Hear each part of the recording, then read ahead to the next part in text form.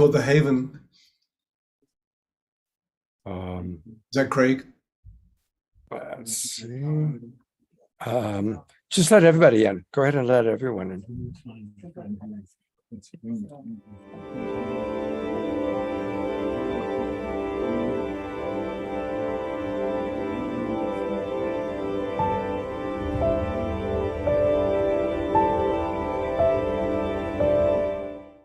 What if I were to suggest that you play a key role in the awakening world?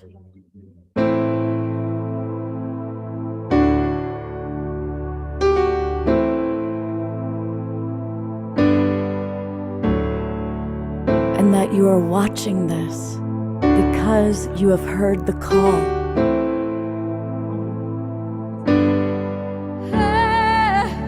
We can start right now by opening our hearts and minds.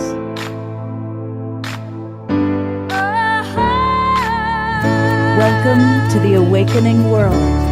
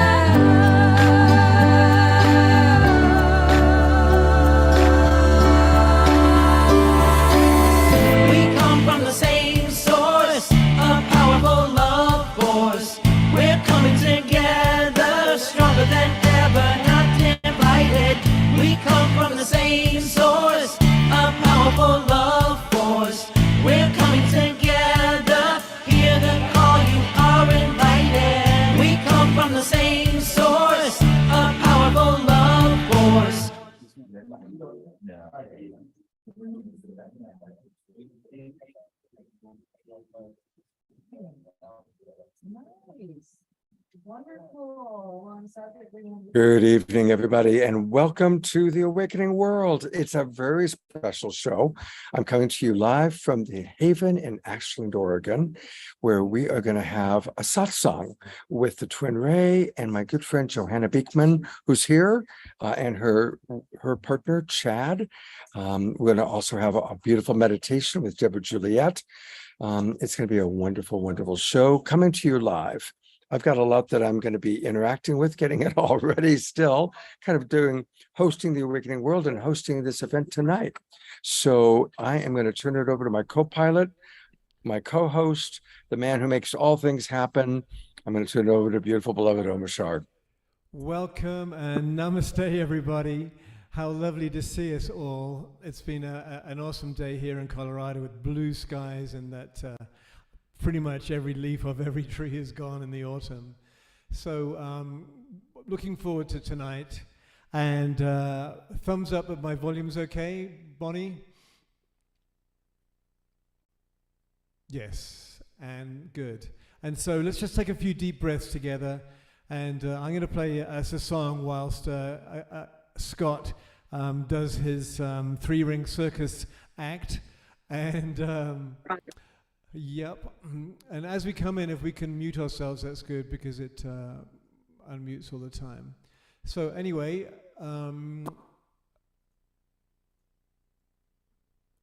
who's there? So Eleanor, can you hear me okay?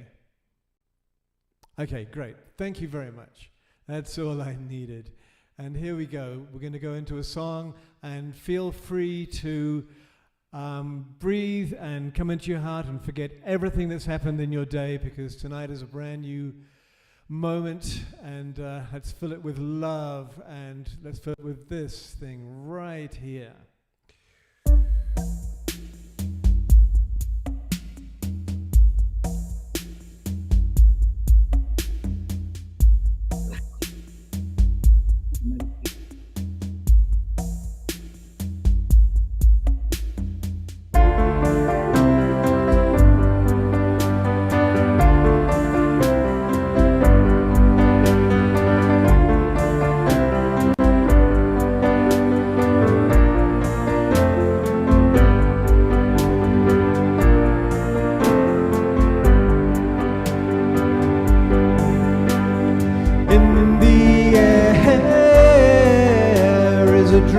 so old.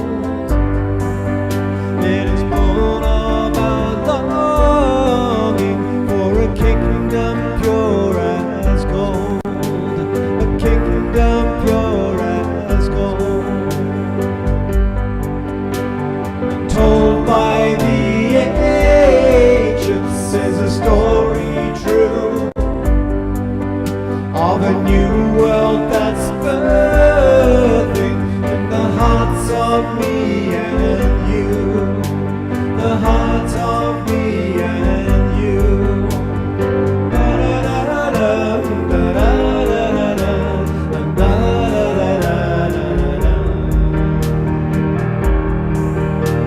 Avalon,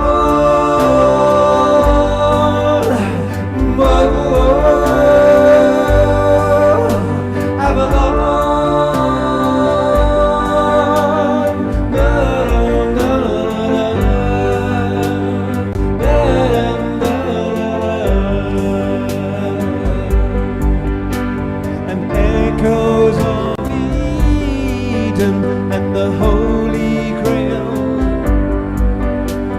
sent from the heavens, a message through the veil, a message through the veil.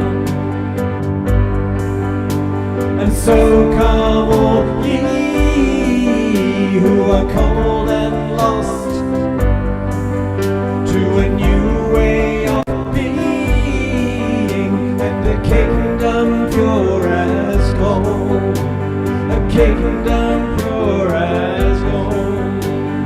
Da da da da da da da da da da da.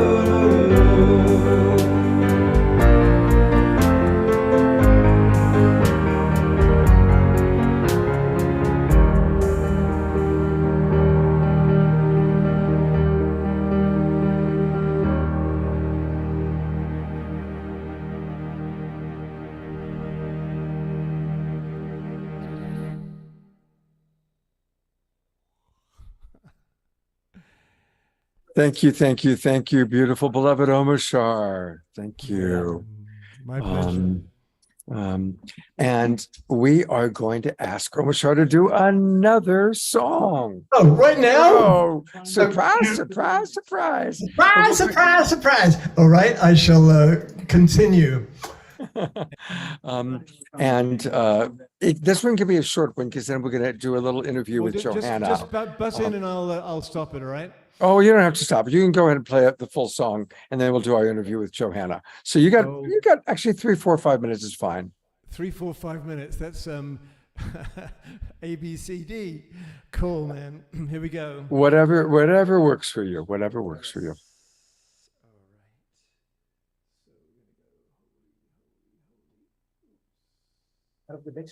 And thank you, Johanna, and thank you, Deborah, for holding the space for us. It has XLR, Okay. 1/4 inch in. These are the inputs.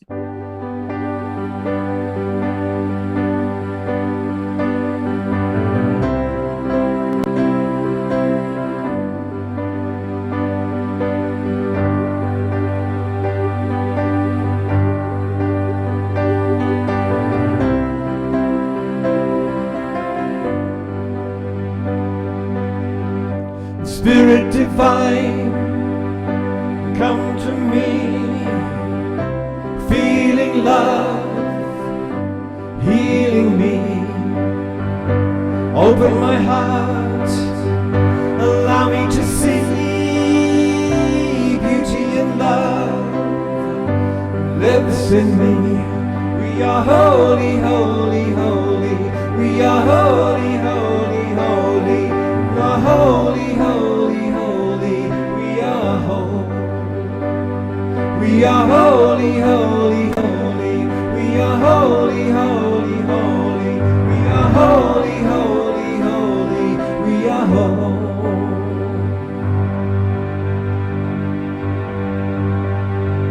Spirit of love, this gift of grace, an open heart, this sacred space. Open my mind, allow me to see that I am whole, and you live in me. We are holy, holy, holy. We are holy, holy, holy. We are holy, holy, holy. We are holy. We are holy, holy, holy. We are holy, holy, holy. We are holy, holy, holy. We are holy. And Spirit divine, come to me, feeling love, healing me. Open my heart, allow me to see that you are here, you are me. Sing with me. We are holy, holy, holy. We are holy, holy, holy. We are holy, holy, holy. We are holy. We are holy, holy, holy. We are holy, holy, holy. We are holy, holy, holy. We are holy.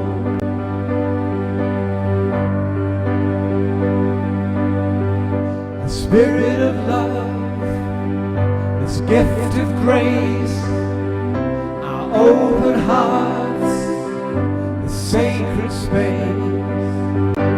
Open our minds, allow us to see that we are whole, and you live in we. We are holy, holy, holy. We are holy, holy, holy. We are holy, holy, holy. We are holy. We are holy, holy, holy. We are holy, holy, holy. We are holy, holy, holy. We are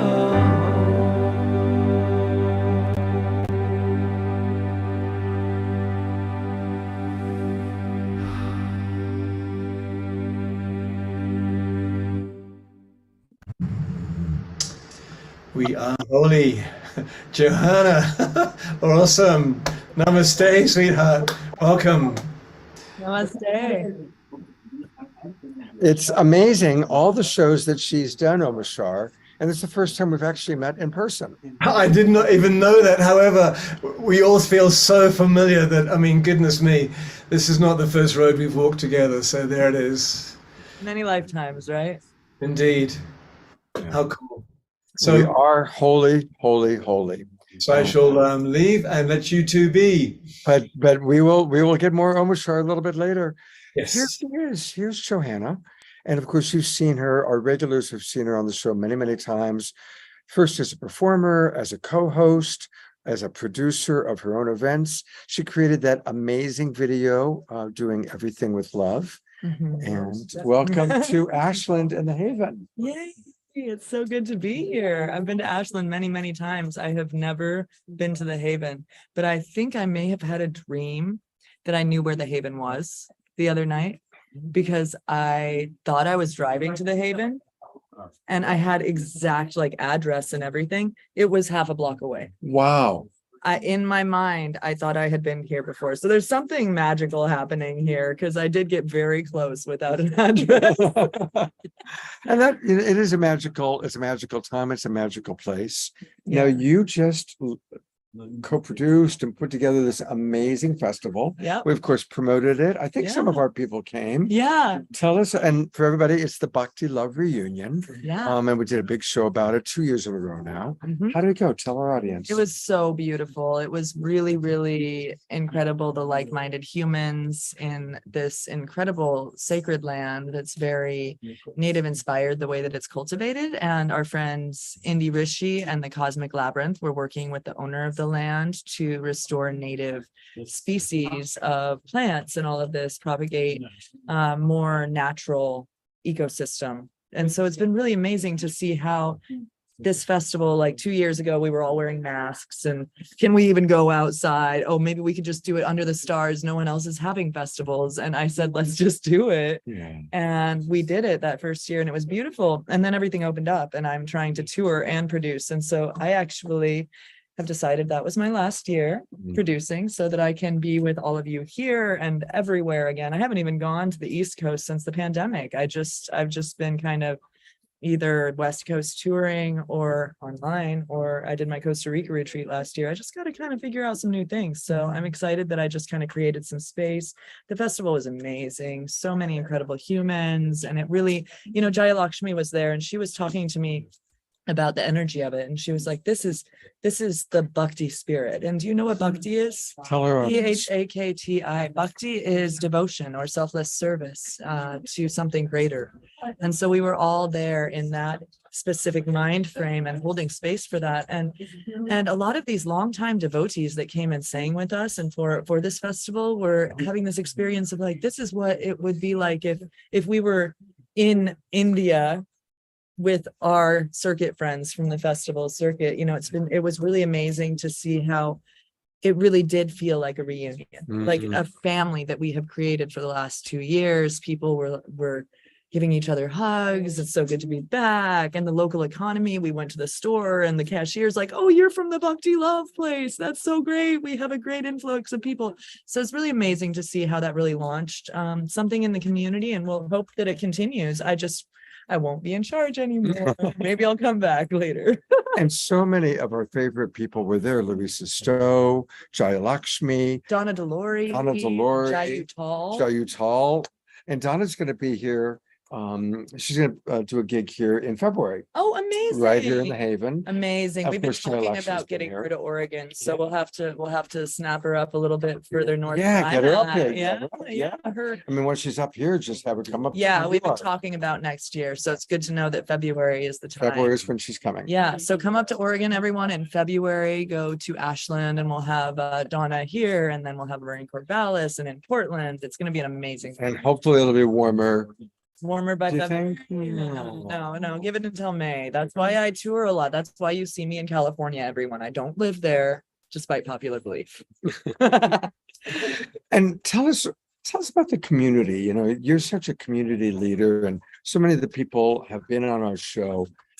How long have you all been together, playing together? Tell us a little bit of the history of the tribe. Yeah. And tell the audience, I know. But it's, we have this thing where we aren't looking into the screen at each other. This time we're looking at each other like I know. this. Okay. I'm finally Anyway. next to her. It's hard. This Okay. is real Okay. life. Real life. I love you, Isis. You're beautiful. Thank you. I love your laughter and your smile, your hair. You've got some vibes going on. Anyway, thank you everyone for being here.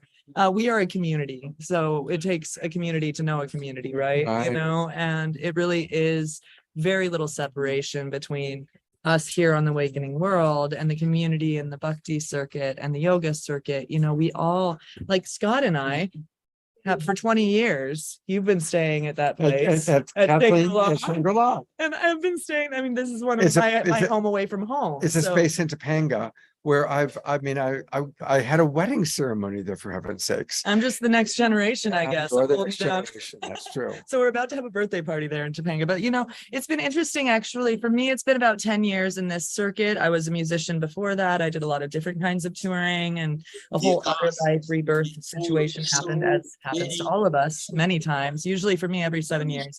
Commonality.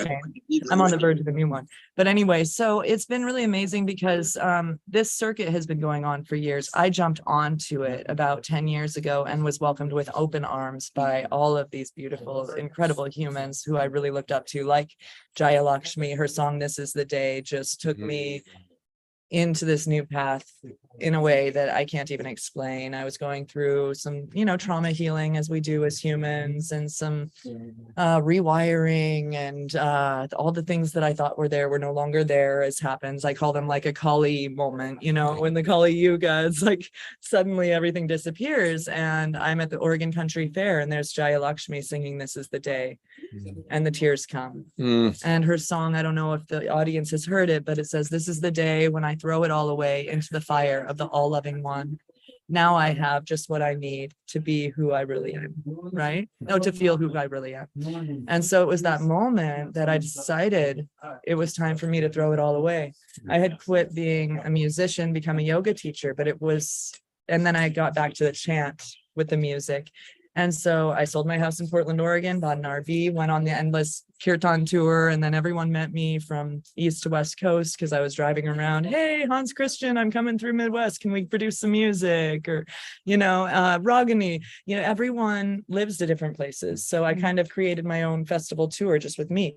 "Hey, I'm coming. Let's make an event, a big event," and so that's kind of how I ended up in production also, is that I have built this network, and I've seen how everyone knows each other, but maybe doesn't know each other yet. So I've become this connector. I call myself a pollinator. Pollinator, right? So I see the need for something one place, and then I meet you. "Oh, Scott has this show. I've got this incredible musician that has a new album. Let's hook her up with Scott." Jerry Howard, by the way, you need to have her on the show again. She just came and played at my festival. She's from the East Coast. Anyway. Yes, yeah, we should have Sherry on again. Yeah, so we were in Costa Rica and Sherry came on, but it's really cool because Sherry and I knew each other through an artist named Garish, and then she now knows Jaya Lakshmi and is touring with Jaya Lakshmi because I connected the two of them when Sherry was And you guys traveling all through have Sedona. a new coalition, the one that you and Larissa are involved in. Oh, the Oracle Collective. The Oracle Collective. Yeah. So do you know Dave Stringer? You connected me with. Yes. So have Dave Stringer again. He's amazing. He and Kamini Natarajan, who we have had on the show. And a few others, Suzanne Sterling and Sean Johnson and the Wild Lotus Band, founded the Oracle Collective. And Dave Stringer, I think we've talked about this. He put in, because in the Grammys, there was not a category for chant and devotional music. Right. And so Dave Stringer created this through the Oracle Collective as a space where chant artists can be seen, heard, recognized, up in the forefront of pop culture. Eventually would be the hope that we're able to change the world from the inside like that. So thank you, Dave Stringer. So it's a very amazing circuit, and it's incredible how, whether you're a participant or you're at one of these festivals or the Oracle Collective fundraiser that I'm playing at next less than 2 weeks in LA, it's happening, 11/11 in Los Angeles. This is There I Am. Oh, I'm right there. You're right there. Great. It's alphabetical. Don't get, I'm not a headliner. It's just alphabetical. We're all together as one. And that's the great thing, is that, we can all be there. No one's name is really bigger. fun. Look at that. Oh my We're gonna gosh. sing some Suzanne Sterling, longtime friend of mine. Yeah, it's gonna be incredible. There's Opia Moon, they've been on the show. They're great. Yeah, Michael Hathaway, Kamini Natarajan, Larissa Stowe, Joss Jaffe. I think I've connected you with him. Joss has been on many times. And he also He helped did the, us with that song. It's It's all right. with love. Yeah. So, the circuit's amazing. And again, Dave has all those same, he's a lot, Dave Stringer, Right. about this massive network that both of us have kind of created, and what to do with that. Right. Like you are also a pollinator of the highest source. Thank you so much, Scott, for all of the support over the years. And that's really what it takes, a community to show up and co-create with spirit as a guide. So thank you for everything that you do in that regard as well. Absolutely. So check out the Oracle Collective. I'm going to go to it one more time. And yes, we are going to have a meditation with Deborah in 4 minutes. But again, if people are interested in learning more, it's the Oracle Collective, and that's spelled AURICLE Collective, Oracle Collective. And for anybody in Southern California, go to this event on 1111. Always make sure that you put your name and email address in. Yeah. And while we have Johanna here, I also want to just, what do you want people to know about that you're doing? You always are up to all sorts Oh, of yeah. amazing Well- things. And all things Johanna live online at johannasings.com. Yeah. Johanna Sings, there she is. Great. Well, you can still get my lullaby yoga online, and it's actually a really good time to go into that sweet Oops. restorative yoga practice as it gets colder outside. Mhm. I lead people through poses of restorative yoga while doing sound healing and chanting, and really reset the nervous system with an inner child journey as well in that experience. And I am on tour. If anyone knows anyone in Washington or Oregon, I've got a few more dates, and then I'm just home for the winter. And I am, I just released an album called Yoga Soundtracks Volume 2 with my co-producer, Ben Leinbach. And you can find that on all streaming platforms. And if you happen to be in the Recording Academy, you can vote for us in the New Age Chant category. So that's somewhere on here, I think. So let's see, where do we go? Where do we go to? You go to music. Okay, and let's go down. You look very serious in that I photograph. need to change that Yeah, that photo, photograph. you're so gorgeous. I That know. photo's got to go. You It's look, like, you look like, boring. yeah. Okay, so look at that. Oh, there it is. Johanna Beekman and Ben Leinbach, Yoga Soundtracks Beautiful. Volume 2. So that's the newest of the chant, but it's actually in English, our native tongue.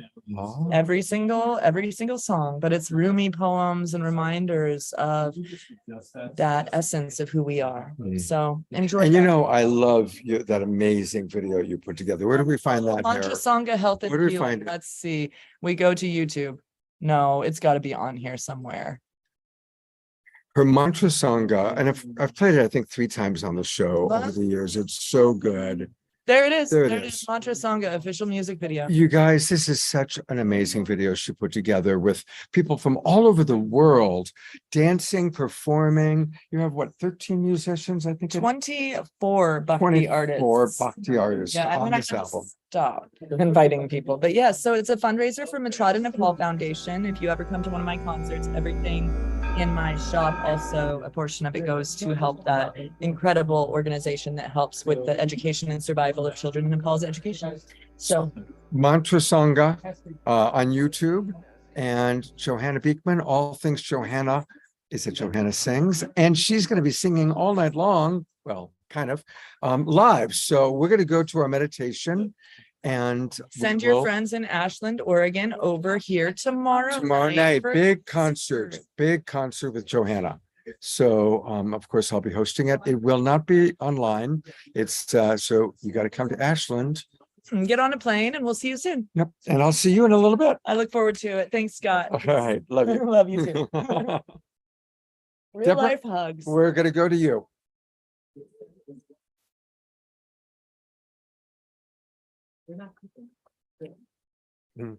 Welcome, everybody. I want to welcome the people that are in TwinRay meditation watching. And we are about to go to Deborah Juliet for the evening meditation. Oh, she's going to need a little more time. Oh. Deborah is going to take a moment. So welcome, everybody. This is a chance for me to kind of give people the score of what's happening. We're here at the Haven, where we're about to have a live satsang with the TwinRay, actually with Sanandaji. Shakina Ma is with Kristen Hoffman tonight, working on her album. So it's going to be Sanandaji doing the satsang along with Johanna, who of course you've just spent some time with. And we're going to go to Deborah Juliet in a moment to do the evening meditation. And I guess this is a good opportunity for me to talk about what we're going to be doing on Saturday night. Saturday night, we're going to have a slightly different show. We're getting ready for Sacred Samhain and All Hallows Eve. And so Guinevere Bridge, who is quite an amazing psychic and intuitive, is going to be my co-host.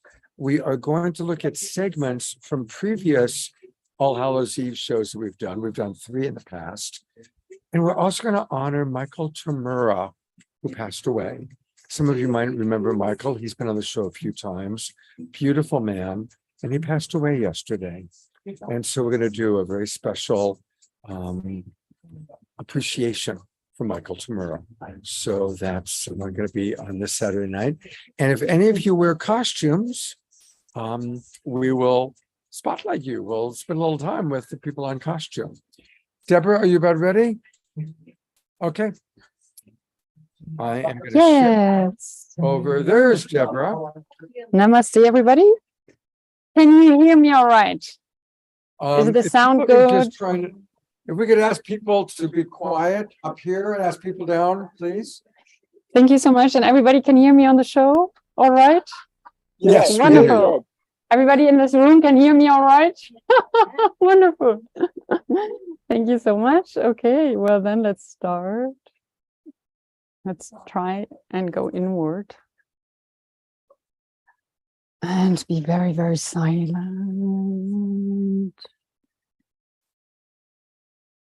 Silently tuning into the love that we are. Can you still hear me? Can you still hear me? Okay. Yes, you good. Okay, beautiful. So I invite you all, beautiful angels, tonight to sit together with me very straight as you can, to let the light come all the way in from the central sun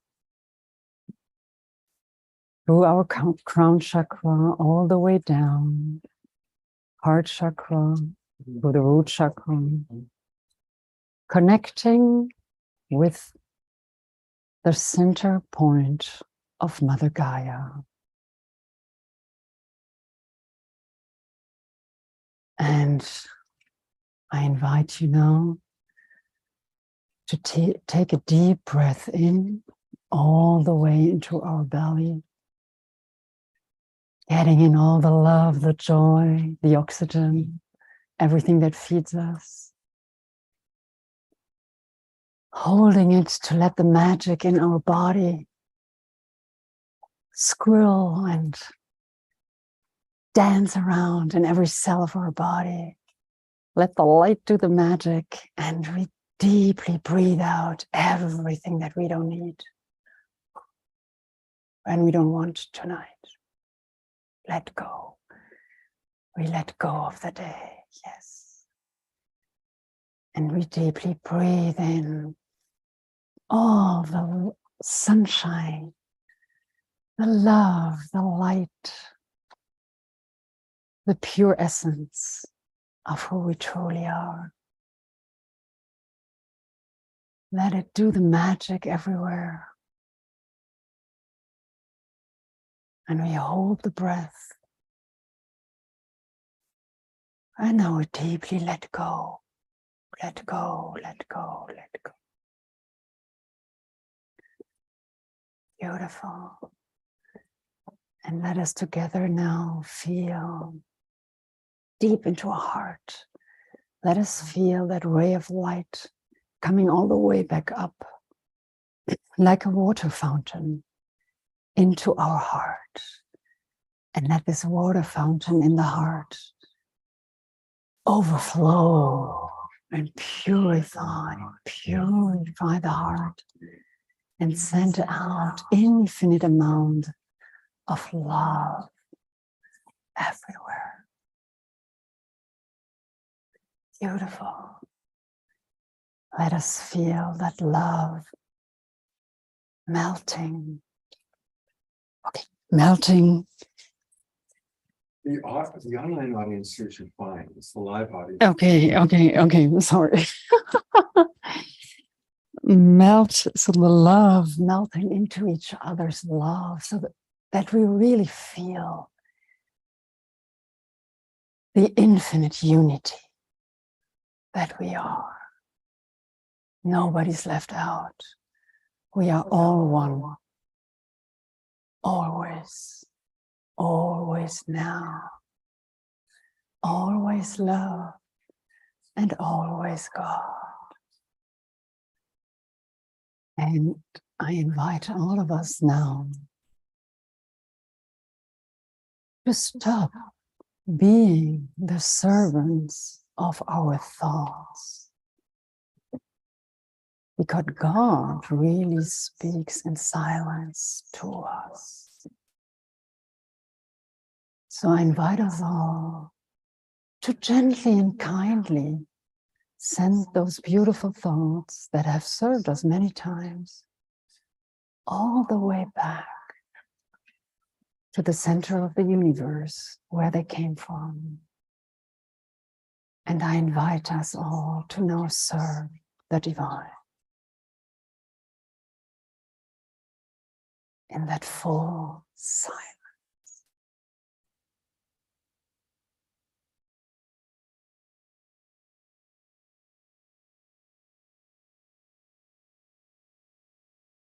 And maybe Omashar, if you want to play a little music to accompany us, that would be beautiful.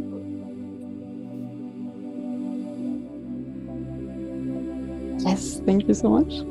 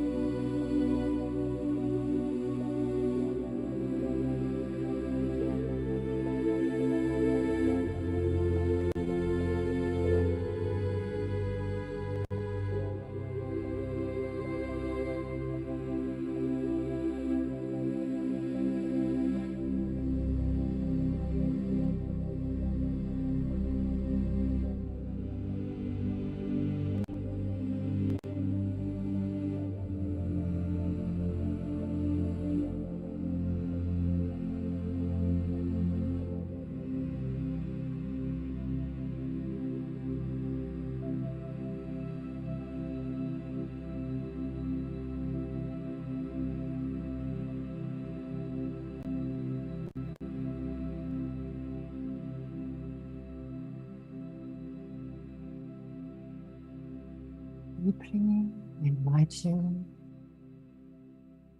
to stay in that silent space of expanded love and light and joy that you are. And feel the gratitude that you have for today, for all being together now, for just being able to breathe, being able to experience each other now, being able to be alive on this planet in those magical times. Let us fill up our heart with that love and gratitude. And let us envision now the most sacred, divine, and beautiful place that we can for this divine Mother Earth. I invite you now to have the most precise vision of our holy planet, the way she deserves to be treated by us, the way she always wanted us to be with her, in her, on her, the joy that she always wanted us to feel, the love that she always was giving and is constantly giving us. We came from her and we will go back to her. We are nothing without her. Let us now together envision this healed planet, this beautiful, wonderful, light-giving, love-giving planet in its most divine way. What do you feel when you see that vision? What do you see? What do you smell? What do you hear? Do you hear the laughter of all the children of the light? Do you feel those beautiful, magical, golden palaces, maybe? Do you dare to see and feel the abundance on this planet, the way that you always knew it, the way that you always wanted it, the way you came here to manifest it? And you feel that light that gives you all the energy for which you came. You feel the joy within you rising and rising and rising, knowing that it is already here now. And you feel that beautiful dream that is going to be that is manifesting right now. While we speak, while we breathe it in, we breathe it out. While we feel it, the earth feels it with us. And more and more and more, every day a little bit more. She's connecting our lights above our heads. And she brings that light back.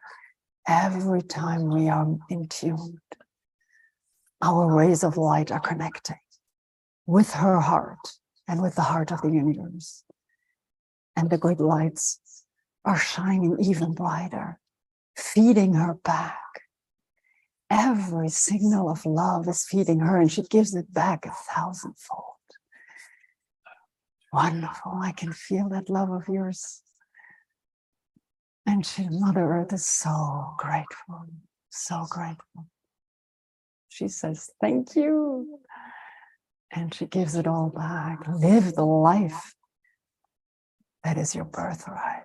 Live the light that you came for to live. Don't dream your life, live your dream now. Always in the precious moment of now, shall we be united. as the divine children of the light that we are. And like children, we are so loved, so blessed, always. The grace is always there. The love is always there.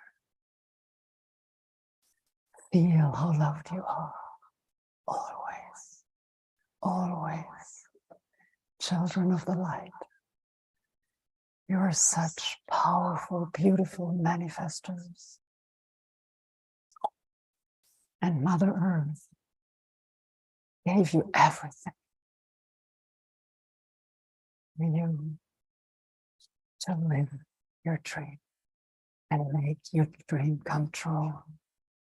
Right here, right now. And that deep love that you. There's only love. There's only God. And there's only now.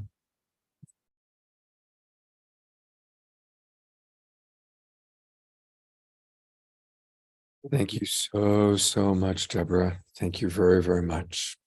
Thank you. My pleasure as always. Thank you. Thank you for having me. It's Thank beautiful. you, angels.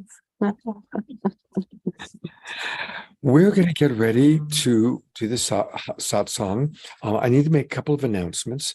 I want to invite, if some of you guys can come over here so that latecomers can go into the easy seats. So we've got all these empty seats here.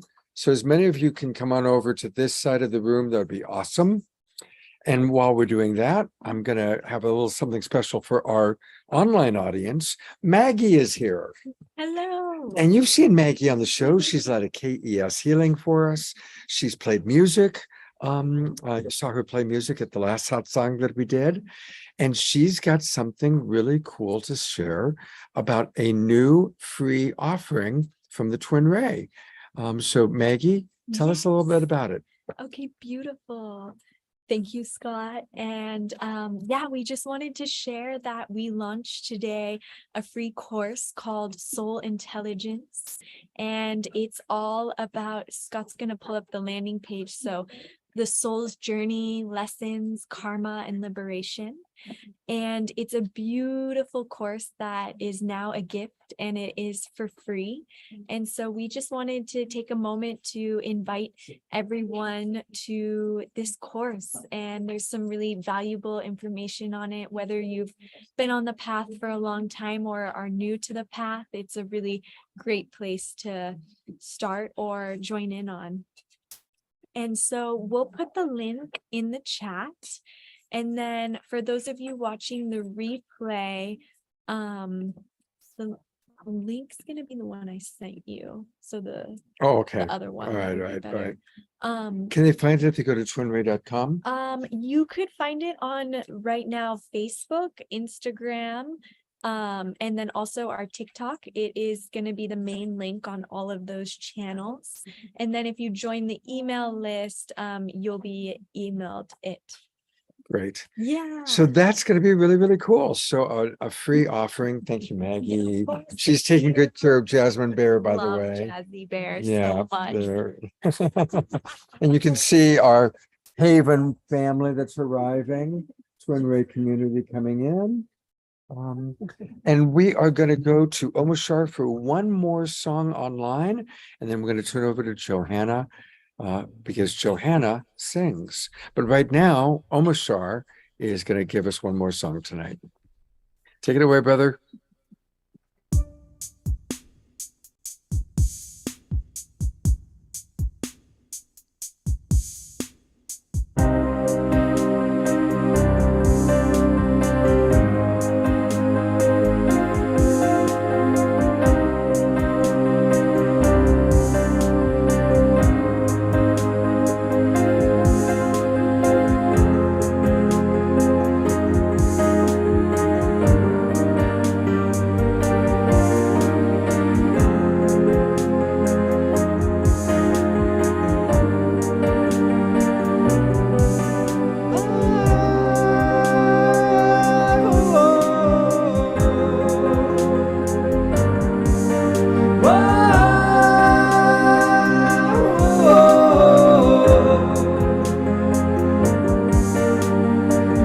distant light, soul is yearning, distant light, worlds converging, love in our hearts keeps us flowing, light in our minds, spirit emerging, moving on through all the troubles, letting them go. Life unravels, homeward we travel. Whoa. Homeward we travel.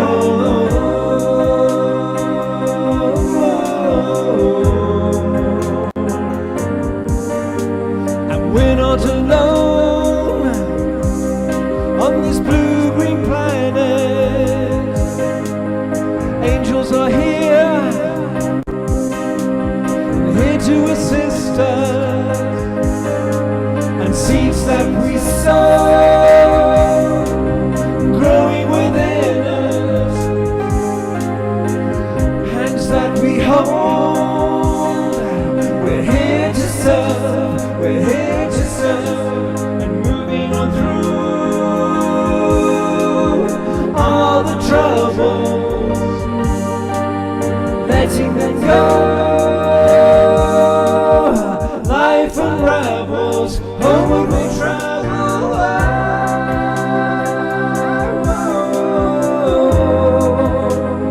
Homeward we travel.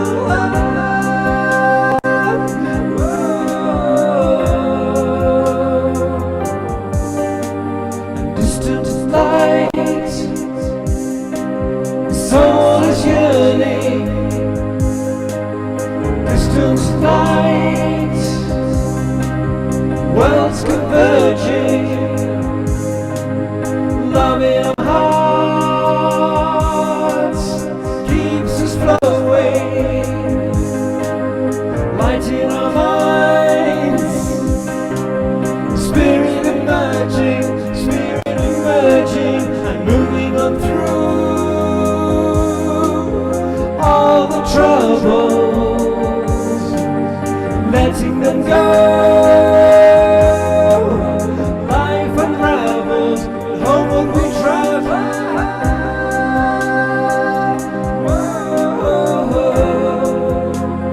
Homeward we travel.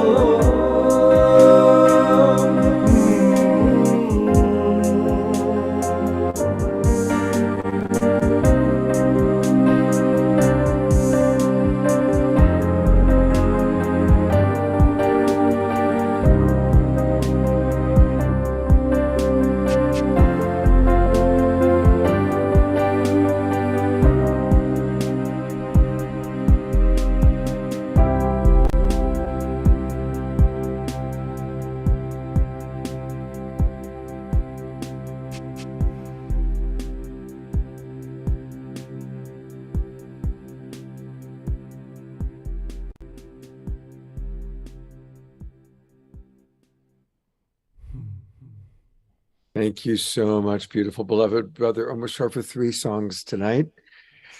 Thank you. And we are now going to switch over to the TwinRay Haven camera. We're going to now go into music from Johanna and the entrance of Sanandaji. So there we go. And there's Johanna on camera. Of course, perfect timing, right? My purse is all the way over there. Do you need it? No, it's just the road light. Okay. And the camera's there, so look at the camera that way. That's, I know. That's where you want to look. Everybody, it's nice to see you. That was a nice behind the scenes moment. You don't get to see those when I'm in my studio at home. You don't need to know what's below the waist. It's usually sweatpants. Sweats. All right, so all jokes aside, it's really, let's just start by having some sound healing moments, dropping into our energetic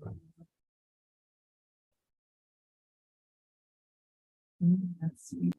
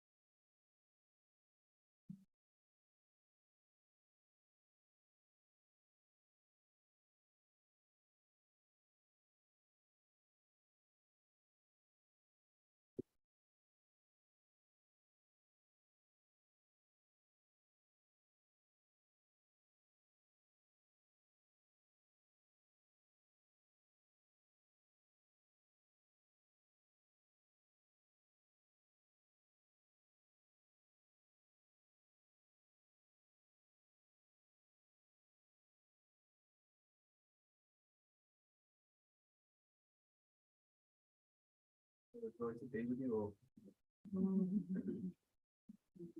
Thank you for joining us. Such a treat, truly.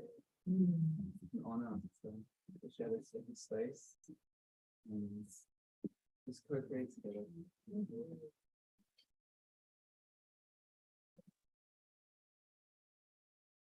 Take a deep breath, opening our eyes, breathing into our sacred hearts. Living the day all away. Letting everything go. Allowing yourself to be present right here with each other.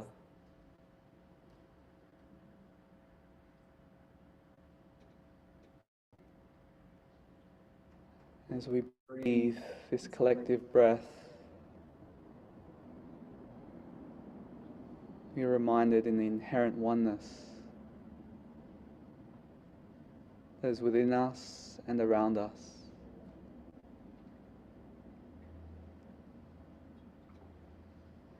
So let's open up further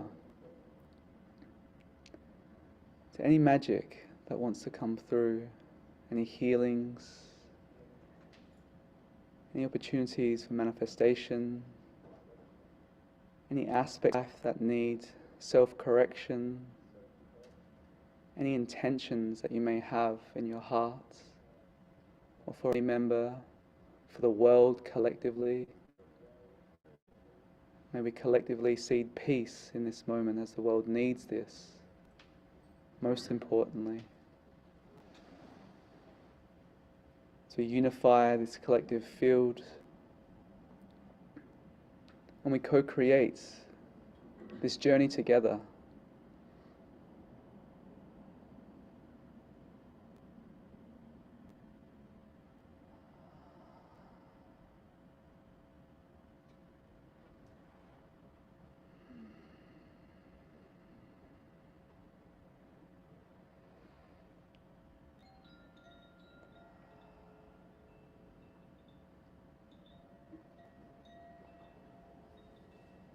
And let's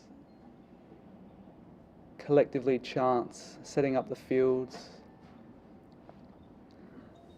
Om Shanti, just very peaceful, seeding peace, fabric of the here and now, to ripple out for all that needs, for the pieces to be whole.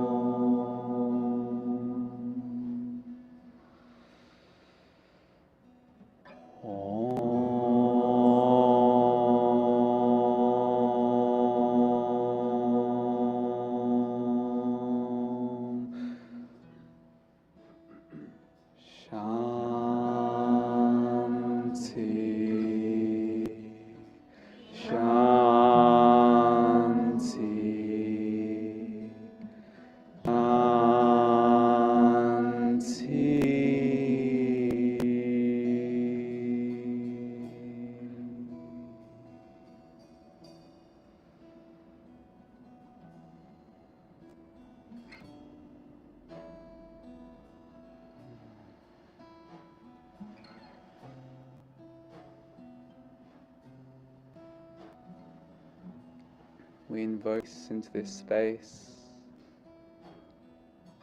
We invoke holy grace into our hearts. We invoke light of truth to guide our path. We invoke divine love to give us purpose with every breath we take.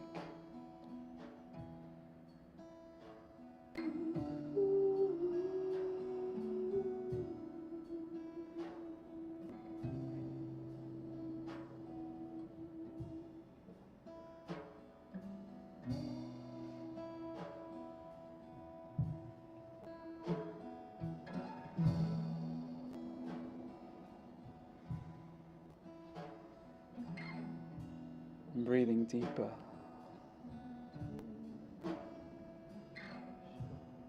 Opening your heart wider.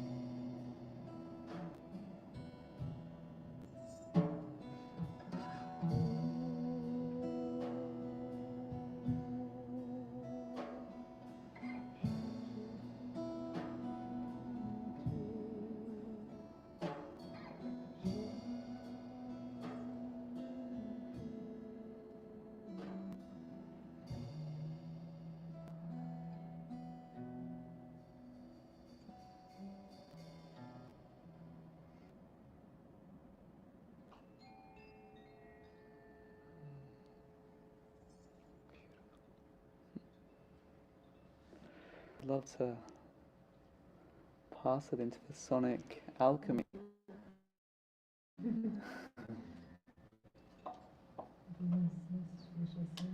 Yeah.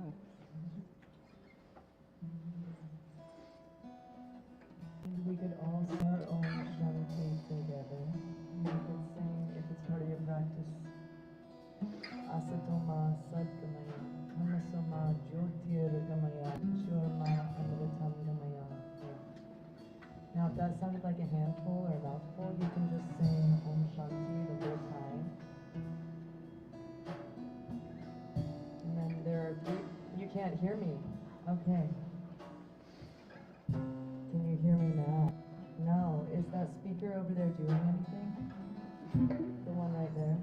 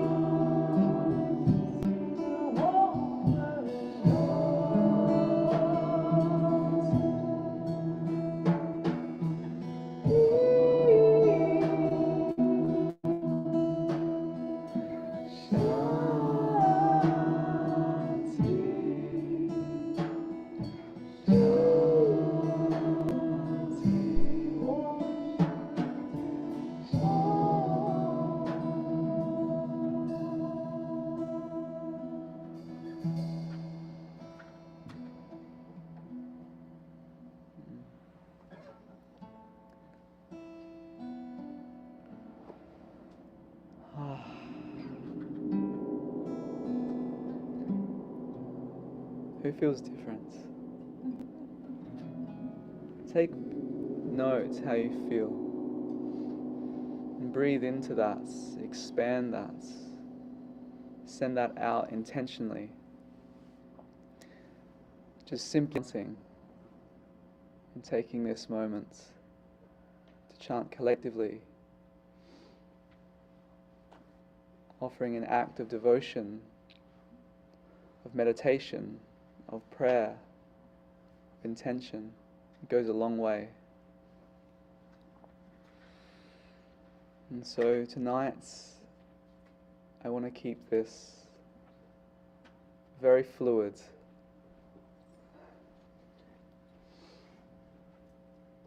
technical difficulties. We will be fluid. We're having a little drama over by you guys. Yes. Yeah, let's just turn it up over here and turn that one off and kind of angle it in. Housekeeping notes. I apologize. Hello, online audience. We are working on getting the sound boosted. So be patient with us.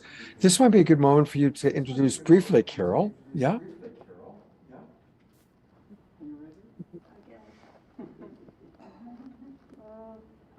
Do we have a microphone? Yes, we do. Working on it.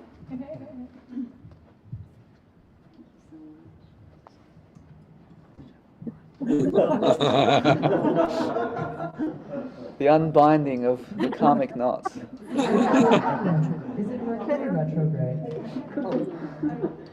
It always is in our field for some reason.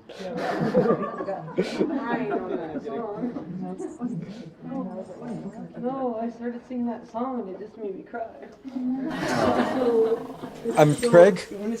Put the camera on them. Oh, I hope I'm okay. It's okay. You're perfect. It's good to have you. Nice to see you. Thank you. You made me cry. I wasn't ready for that. I love you so much, Deborah. I'm so thrilled to be here with you. Thank you for coming. Thank you so much. Okay, I would love to introduce all of you. Louder, Deborah, much louder. My voice kind of does when I'm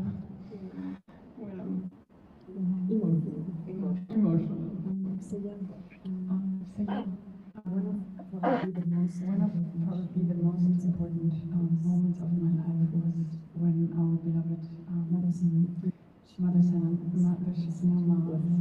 said to me, Deborah, I want to know each and every person in Ashland who needs help, and then we help.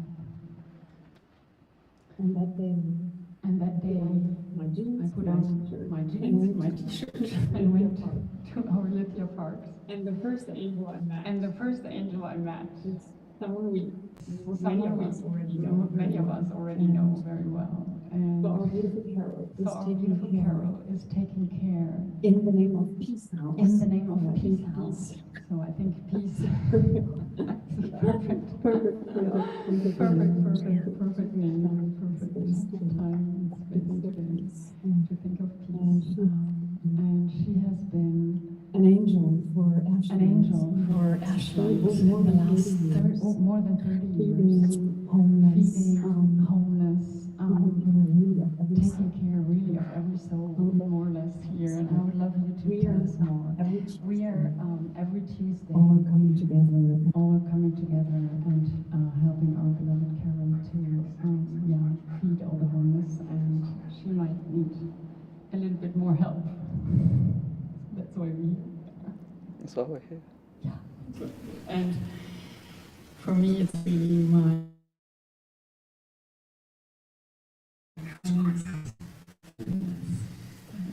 thank you so much for giving me this opportunity.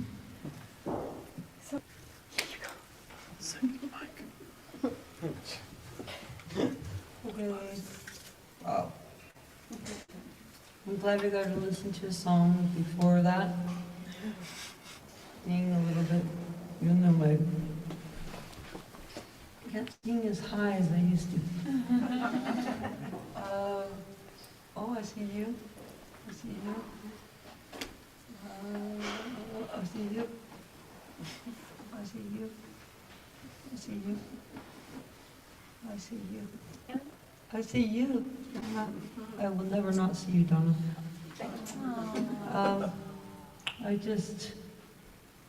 In the last few months, our program has benefited so much from this community because these powerful people have come in and provided us with sometimes just a simple, very slow chop.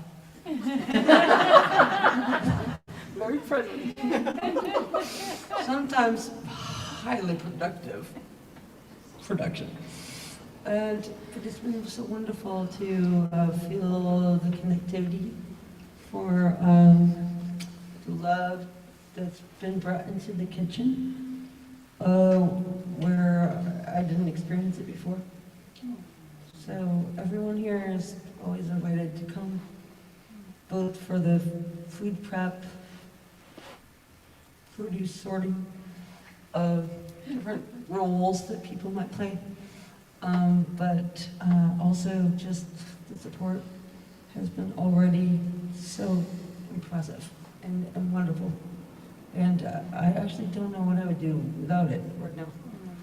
So first of all, thank you. I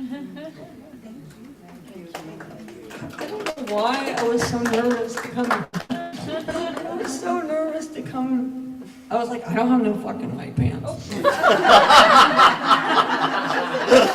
I'm sorry to put it like that, but like, I didn't know what to wear. That's why I was late. I was like, I guess I'm just gonna wear my jeans. You know, I was looking. Totally. But then I got here, my heart got in place. And I appreciate that. That's why I cried, and I'm still crying.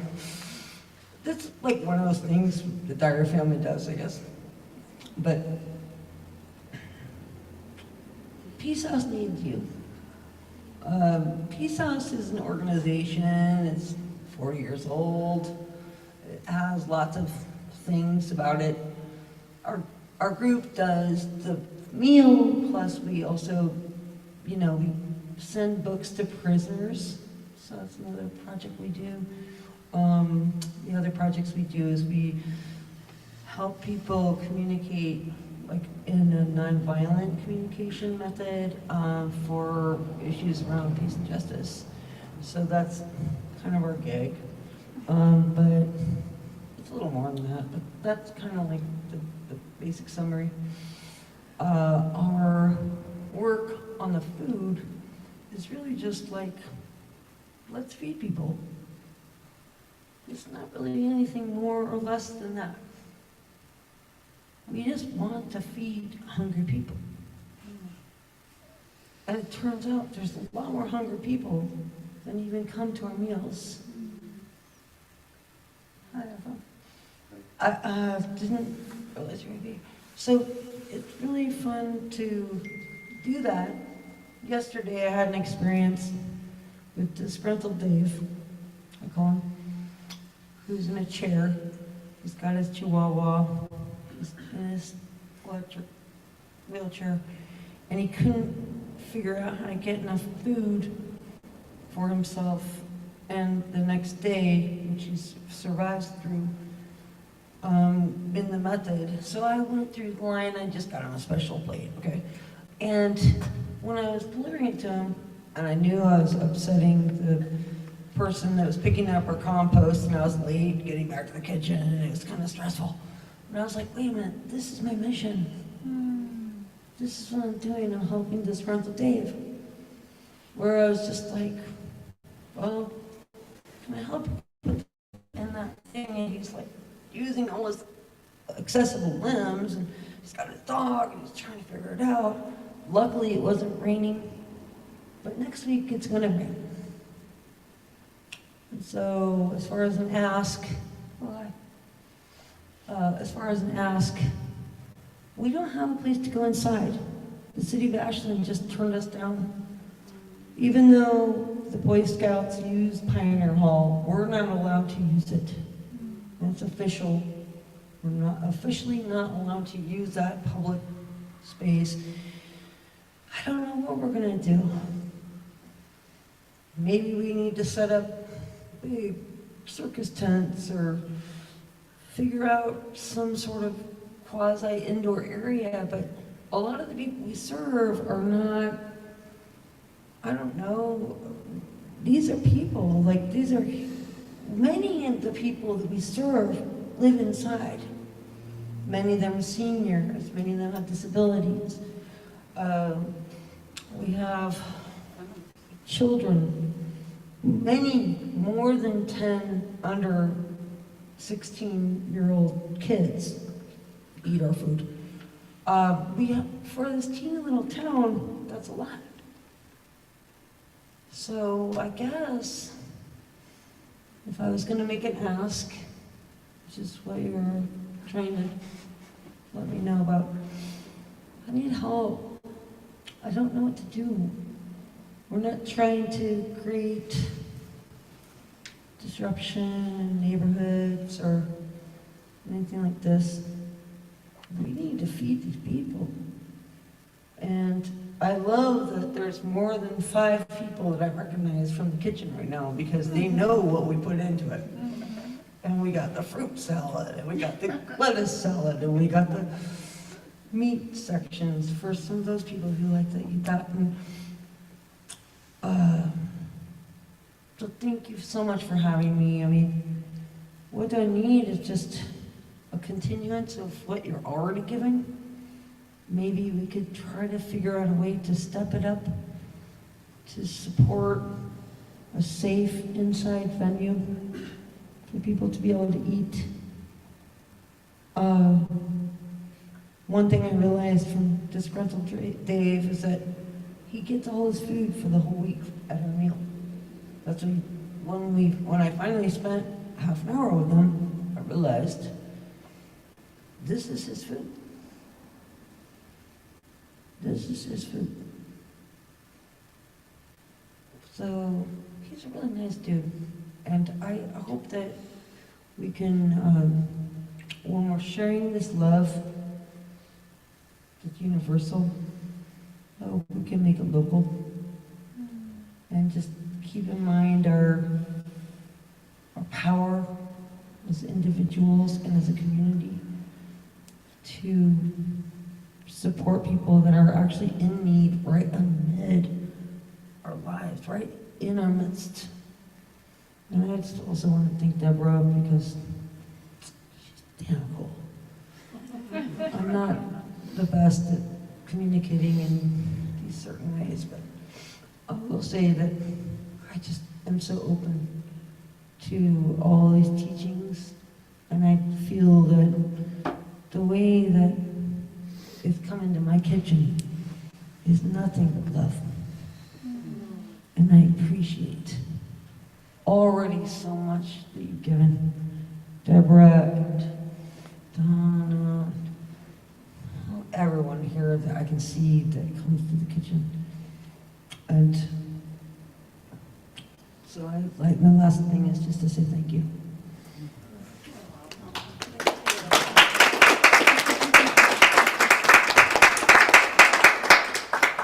One must say it was easy to love you from the beginning. You had spent so many years in India and we were singing kirtan. And I like kirtan. How can we help? There's always a way. So we will definitely put out the call to find the perfect place and create that. So thank you for asking for help, because that's a very big part of the journey, is to actually ask, to be in reception to that request. Yes, we'll do what we absolutely can, and we'll ask and find out the appropriate place, and we'll need to know a little bit of logistics of like where it is and those aspects, but we'll make something happen. We love to help miracles unfold, so let's make it happen.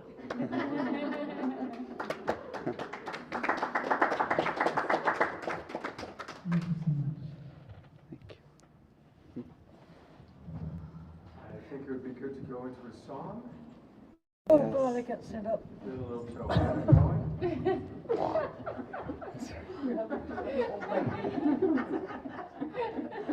The women in the kitchen are laughing.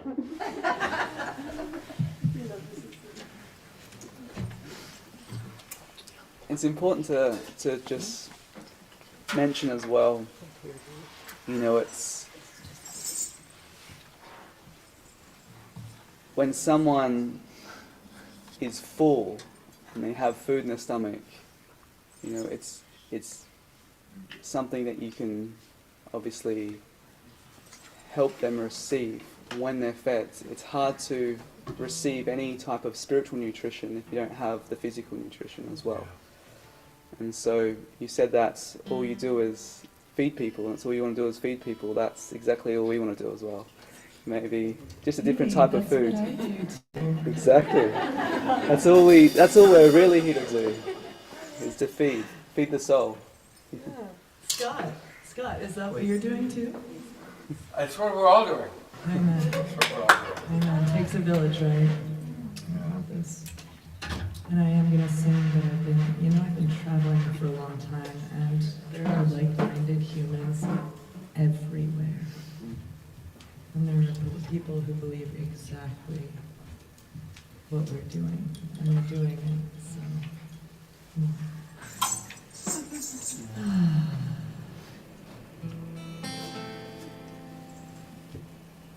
You are the sun, you are the moon, you are the universe inside. When you come home to you, you are the light inside. You can't help but shine through darkness. You are divine. Oh, there is darkness, there is light. Oh, you are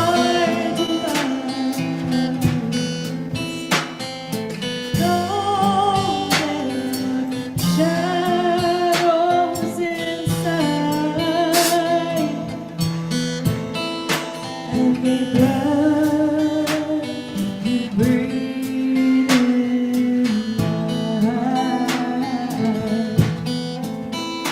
Every breath you breathe in life.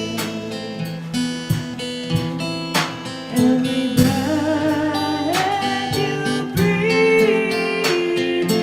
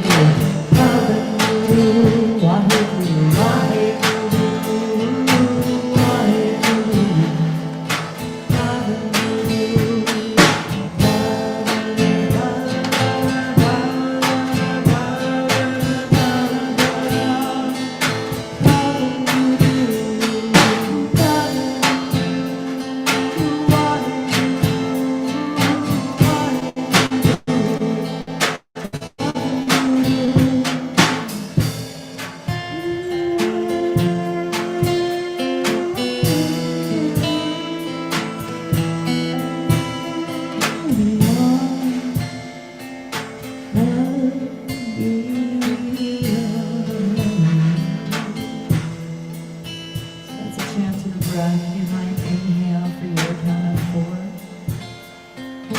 Hold at the top for 4. And exhale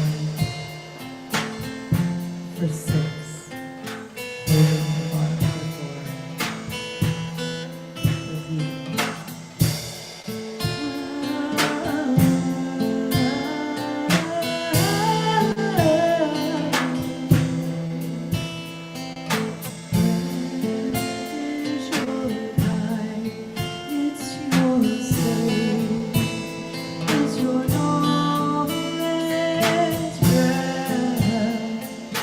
Breathe.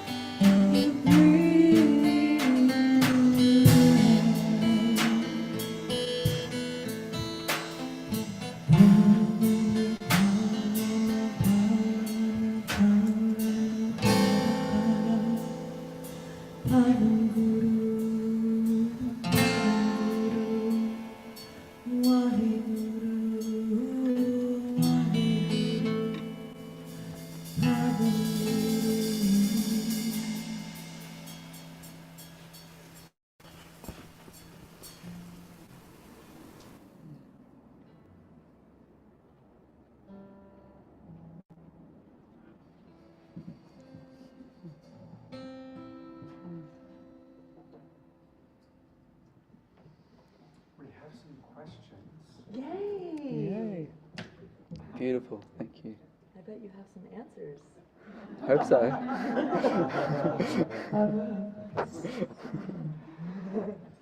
Thank you, Johanna. Thank you. Yeah, so beautiful. Our first question is how to work with the lunar eclipse energy that's taking place on Saturday. Beautiful question. Okay, so when we understand the lunar eclipse and solar eclipses, the mechanism that's playing out is both macro and micro. So it's within you and around you. So our concept of astrology, our concept of understanding reality is probably similar to how everyone has come to realize that it's all a reflection of your own self. And the moon teaches us our feeling centers, what we attract in this world, how we feel about this world, and also our perception of how the world feels about us. And so the moon has many different phases, the waxing and waning cycle, and it shows the different aspects of our emotions. It shows the different aspects of how we perceive something. We may experience something in one day from one state of emotion, and then the next day it shifts depending upon how we're feeling.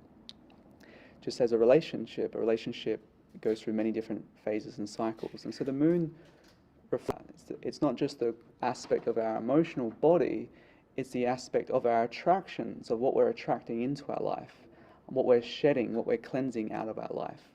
And so when we see eclipses, historically, especially through antiquity, eclipses were generally feared because it was a state of the unknown, what's actually going on. And so there's a collective sort of fear around eclipses. And now we can see them as more of a marvel, as the wonder of what the dance is of the planets and the stars. However, what it means when we start looking at our energetics of our biology, we can start recognizing that everything that we're perceiving is electromagnetic energy. And so it has a lunar force and a solar force. The receptivity and the sending of energy. And so that masculine and feminine dance is also expressed in an eclipse. So when the eclipse occurs, it's a reboot of that quality of our own consciousness. If it's a partial eclipse or it's a full eclipse, it's a reboot. So it's rebooting our perceptual sense of how we feel about the world and how the world feels about us. We also have this channel that runs through our internal circuitry system. So just as we have physical matter, we have meridian systems, we have chakras, we have all this internal biocircuitries, just like inside of a computer, this circuitry. Our circuitry is not only just physical, it's also energetic. And so we have a masculine and a feminine aspect within our energetic structure. The lunar principle is the feminine. And so when that eclipse occurs, there's a marriage that occurs in the outer extension of our field, in the astral body or the astrological body of our energy field. Those two energies, solar and feminine, they come into harmony. This opens up pathways inside you to actually connect into what's called the Sushumnic channel, the channel of grace, the channel of peace, the channel of harmony. So you can actually use the alchemy of the stars, you can use the alchemy of this portal to balance not only your internal space, but your life. So anything that's out of balance, anything that needs a reset, sometimes you get so much lag on your computer that you just open up different applications and programs. Sometimes you have so many thoughts, you have so many responsibilities, you're so heavy in life that you feel vacation. These times are resetting, sort of resetting the operating system.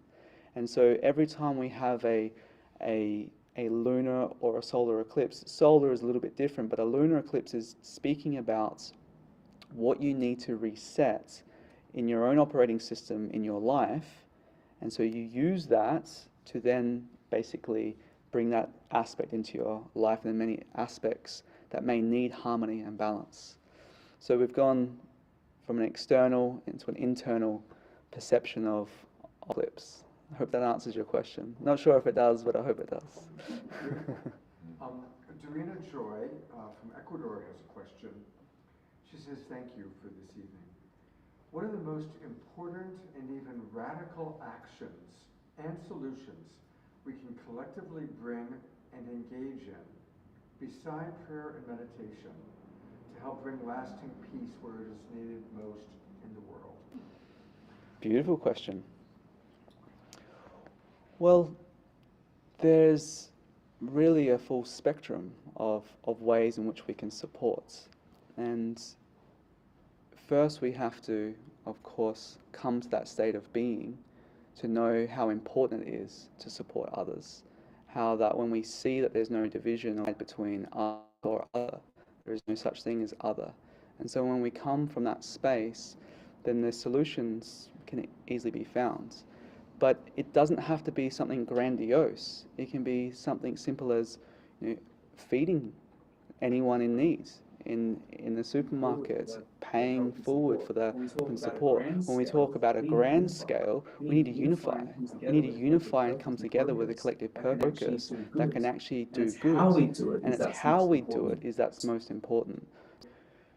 What is more radical than being love in action? If we are love in action, if we are that force of goodwill and we come together and we know our inner power and we collectively unify that inner power, there's nothing that we can't achieve.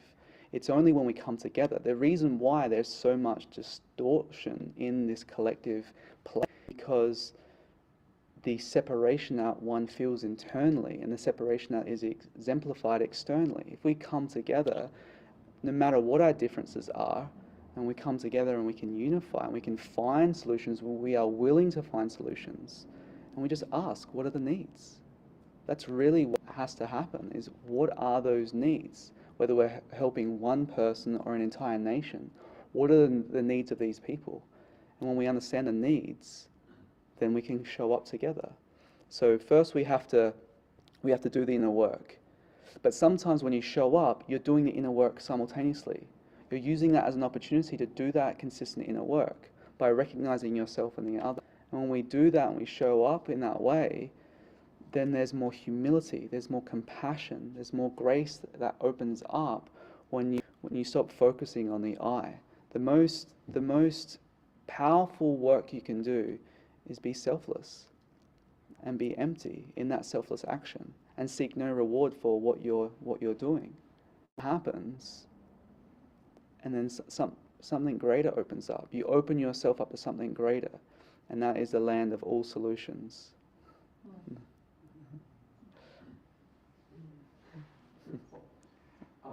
Question about sacred Samhain, maybe a little bit about the history and how to work with that energy. Yes, it's coming up. So we like to see Samhain as pulling off the masks. You know, we have these masks on in life, and sometimes those masks are quite grotesque. Sometimes they are the shadows that we don't want others to see. Sometimes they are our own feelings of ourselves and others. And this opportunity through this veil is not just about connecting to the other sides. Be careful when you play in those arts, but most importantly, it's about removing the illusions that we've constructed around ourselves, our self-perception, our opinions of ourselves and others. When we strip those away, we can start seeing that one true aspect that unifies us all. And so in antiquity, the devas and the asuras were the demonic aspects. And so when we understand demon as division of minds, the divided minds, it's a mind that has created separation because of its lack of virtue. When we see those asuras, in antiquity it was perceived as the asuras are those negative traits inside the vices in opposition to the virtues. And so when we pull off the mask, we're more authentic, we're more transparent, we're more loving, we're more kind, we're actually returning to who we truly are, not who we've been conditioned or have impressions through traumas and through dramas of life that we've created these barriers around. And so the traditional aspect of this time is to put masks on, but we like to encourage to take masks off. And as you take those masks off, expose them for what they are. They're just constructs. They're constructs of thoughts of ourself. They're constructs of others. They're constructs of archetypes and archetraits. And this time is a perfect time to pierce through the veil. Why would one want to pierce through the veil? So one can see how eternal you truly are. You know, how we play in this game that we call life, and it's so temporal. It's coming and going. It's transactional. But there's an aspect of us that is eternal, that when we peek into that truth, when we taste that nectar of truth, it allows us to see the sense of this madness, and it allows us to remember why we're truly here. And so coming together, it's also a great time of celebrating our true eternal nature. And then there's also many different types of beings during this time. So shielding yourself and protecting yourself, but knowing that everything that you see externally is a production and a projection of what you have internally. And so again, the demons are the divisions of one's mind. And so may we use this time to unify. May not be the most sort of historic answer, but we feel it's the most appropriate. And I say we because Shekina Ma's always with us. She's right here. She's getting bigger. Yeah, exactly. She does that. Yeah, she does that. Just a little bit more, because of course it's Sacred Samhain, All Hallows Eve, the Day of the Dead. Is indeed there's something about this particular time of the year, why so many different cultures have created connection to the other side? Yeah, because it's the most easiest time to have those connections. It's a time where it's like getting a hall pass, so to speak, to enter back into this realm. And so that is truly what occurs. It's a time to actually enter back, But it's also a time for us to enter those worlds as well, if we know how to construct the energetic body accordingly. But you can astral travel, you can peer into those worlds, but they get a pass to come here and reconnect. And the main reason for this was actually to process, purify, and commit those things that they didn't get to do in their lifetimes. That's the true purpose of how we've understood it, is to come back to complete those loose ends. So what degree then is it about them coming back to complete, and to what degree do we carry the genetic code of our ancestors and it's up to us to complete what they couldn't? Yeah, well, it's both, really. It's both, because we are extensions of our ancestors. We are living embodiments of the tree of life inside of us. And so we have an ancestral tree that's genetically equipped into our DNA, and we also have a soul tree. So when we understand that we're not individuals, which means in divides, we are actually sovereign, unified beings, that we are here to come through as an extension of all the ones of the past. And we carry their songs. We are also standing on their shoulders of great giants that came before us. And so when we hold that in a heart of humility, they can live through us as well. And this time, it's a time where that becomes more of the forefront of our awareness.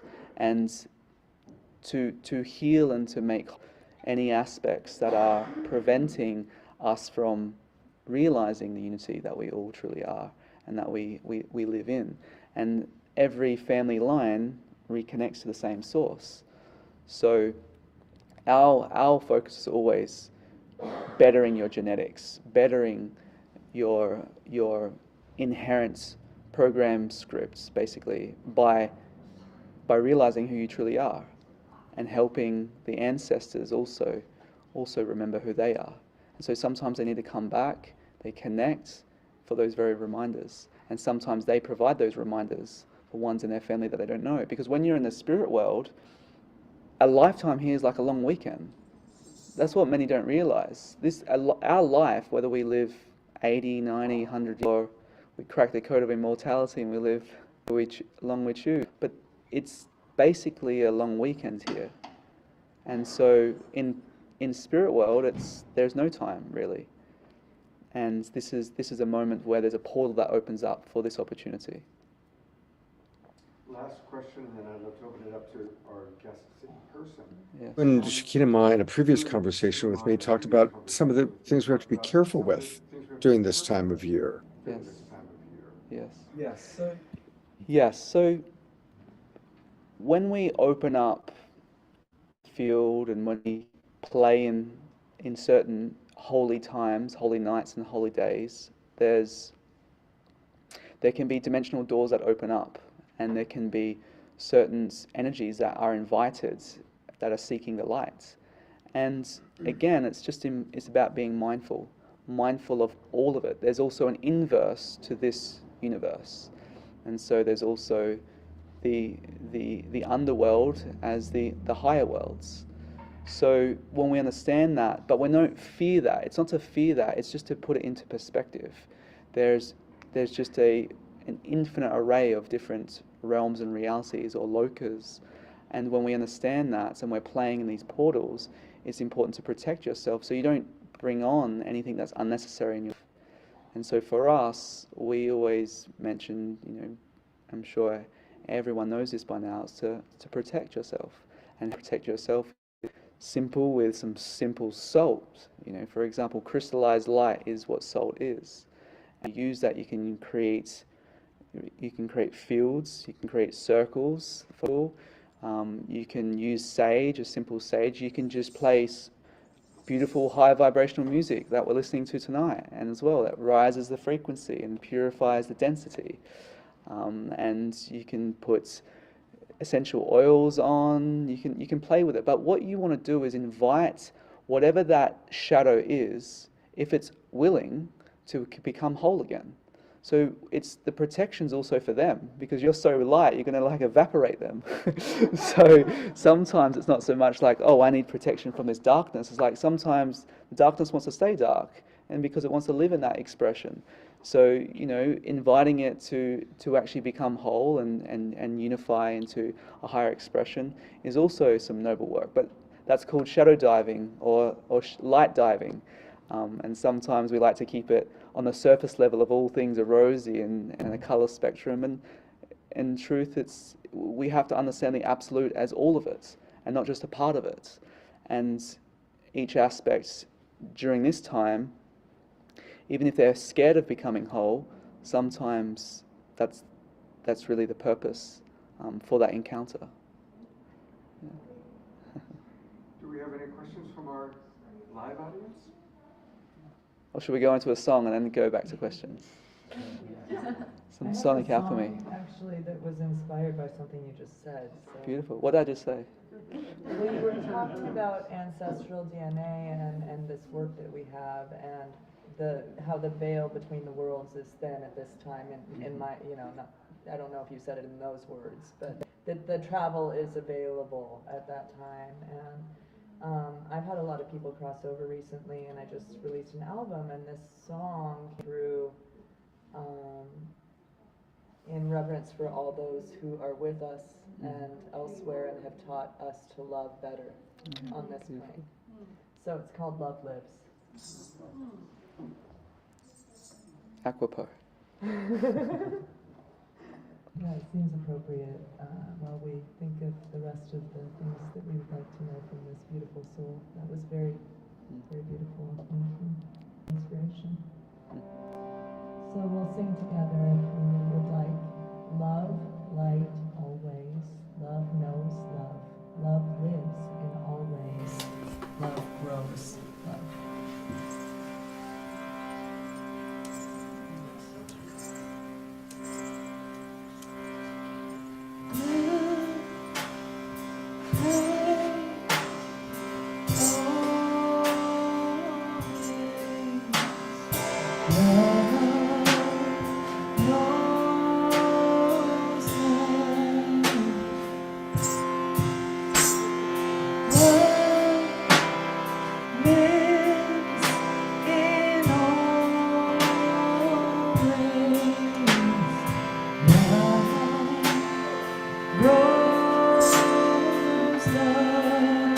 Love, light,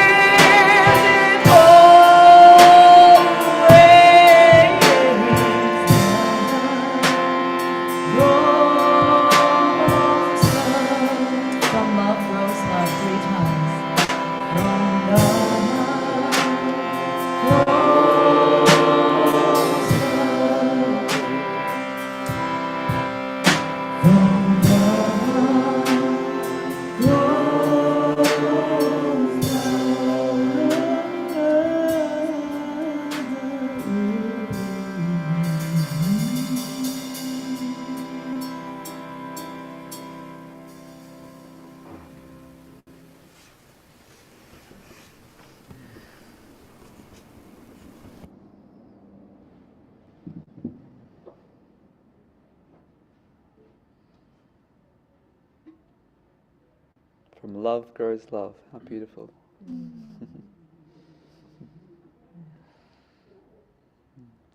have a question over there. Blessing, Huggy.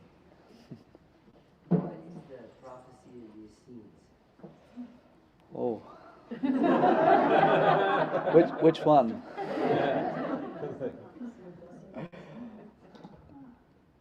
So, okay. Prophecy of the Essenes. Who are the Essenes would be a nice question first to answer for some that don't know, that are live and streaming.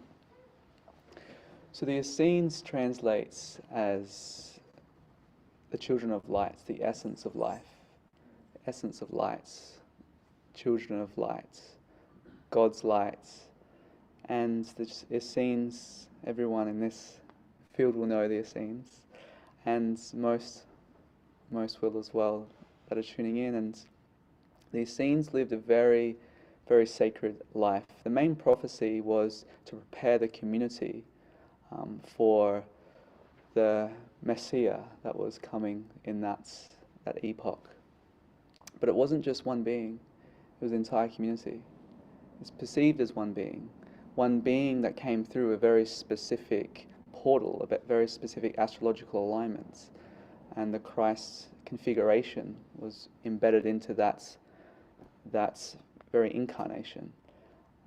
Because the Essenes were profound astrologers, they would map every single thing to actually have conscious conception. So they would know exactly when they would be having a child and why they would be having a child, because they would be speaking to the soul of that child before it would actually, they would choose to actually consecrate that soul into existence.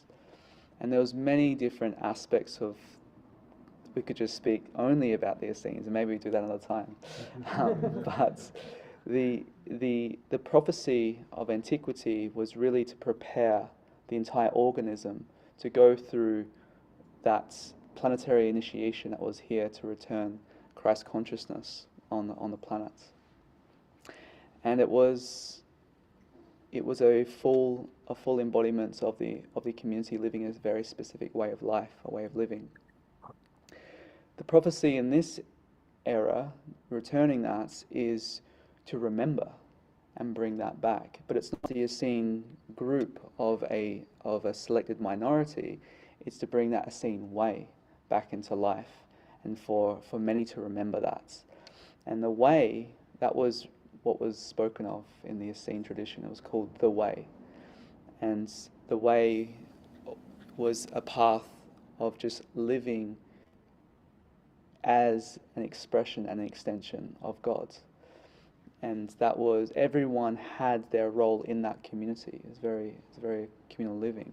And in this, it's interesting because there's actually an Essene Bible that has been written. I think it was actually written from someone that lives in Oregon, interestingly enough. We know this because we were gifted this Bible, and it was gifted to us. And the collective prophecy was one of the children of light, basically remembering who they are and here, and bringing back antiqual sacred community into this modern time. And there's a bit more depth into it. There's thousands of pages of a specific prophecy that's been spoken, but the concept is to bring back the way of living, the way of life, the way of God. And the Essene essence is also expressed as the original 12 tribes that started seeding life on this planet. So the 12 original tribes were also the tribes of the Essenes that were, so that whole extension, that whole expression of the tribes that created life were seen to as create life. And that means it's not just, a Jewish tradition. It's a multicultural tradition. It's a multicultural expression, and it goes well beyond one minority, and it goes all the way back to Lemuria. So the prophecy is to bring back that time and live it again, where we live in the Messianic age or the Golden Age. And so that is the Essene in a nutshell. There's more to it, but I think we can have a very dedicated time to go over it. Thank you. Yeah. Yeah. Can I just ask a little add-on to that question? The original 12 races that have come from the stars, and there's actually the 13 that isn't always talked about. How does this relate to the Essene pathway with like stars and the multi-dimensional? Are you open to speak on that? We're getting quite sci-fi. Which is fine, I can definitely go there. So, with star mapping and understanding the trajectory of the soul and its incarnation, there's certain work that has to be done on the planet for certain souls to actually enter the planet.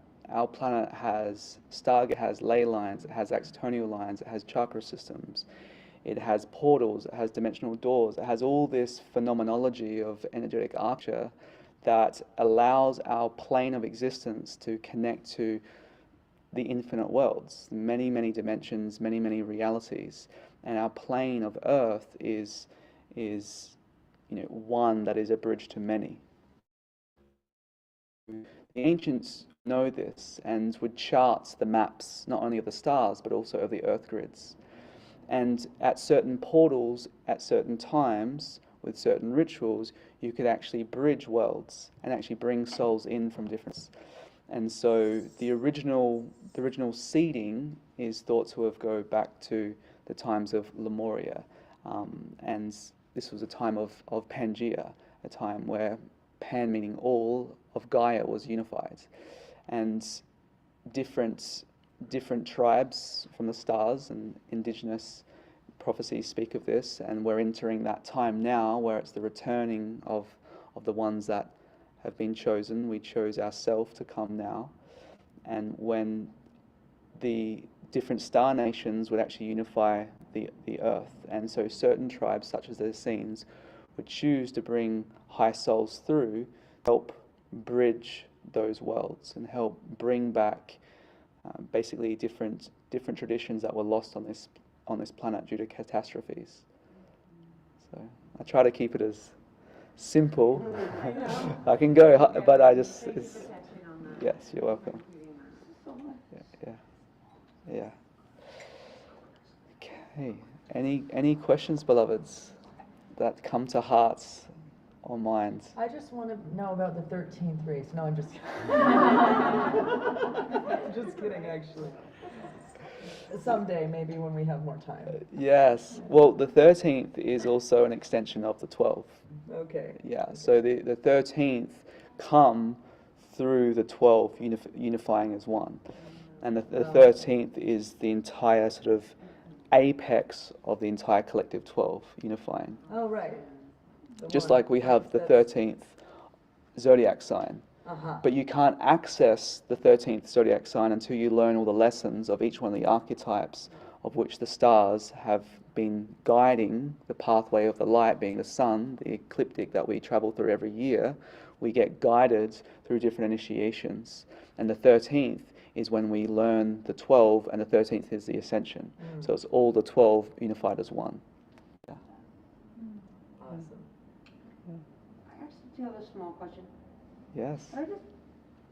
This may sound sort of basic, but what's your counsel for what you see as the biggest barrier for us to stop otherizing each other? Otherizing. So how can we stop otherizing each other? I feel like there's like some really small things we do, which sometimes I miss, that you might have a reflection on, or teaching that you can draw from, about how we see each other without without the otherizing. So As separate?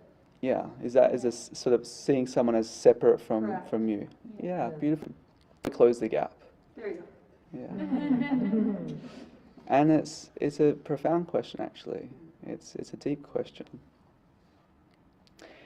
And it's an inner job. It's the inner work.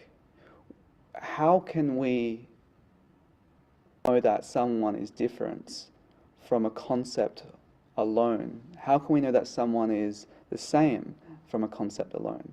We can't trust either. We have to have a direct realization. You know, our mind is programmed to externalize ourselves and we see everything as separate. But there's one thing that we don't look at, but we see every single day, and it's space. It's the space between every single object. And so when we understand that this space unifies us, and we can call this space filled with life force, filled with information, filled with energy, and if we understand ourselves as energy, we can conceptualize that. But that doesn't really do anything. It's just a mental stimulation. It's just a thought structure. The way that we can divide that gap is humble ourselves. Put ourselves in other people's situation.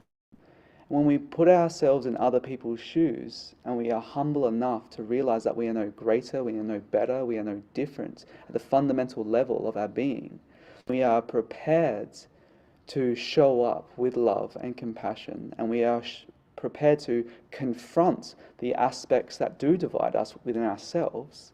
If we are prepared to do that, then we can close that gap inside ourselves, because it's seen as external because we see us and other, but that is just the illusion that we are here to resolve internally. And so having an internal practice, having a meditative practice, a spiritual practice, choosing an inner pathway where we can see all those misqualified energies, those misqualified aspects of ourselves that we try to suppress, that we try to project, we try to pretend that aren't there. And when we confront them with loving, radical compassion, when we do that, we no longer feel divided internally. And when we no longer feel divided internally, we no longer see division externally. So it's never that, oh, I have to do this in order to resolve that. We can do that on the short term, but the long-term solution is that we must remember who we truly are. And we only get there through the internal work. First, it's the purification, cleaning up our life, cleaning up our perceptions of ourselves, questioning everything and everyone. Don't believe anything I say. Choose what I say that resonates with you. Don't believe anything that anyone else says. Now we're swimming in this sea of information, overloaded in.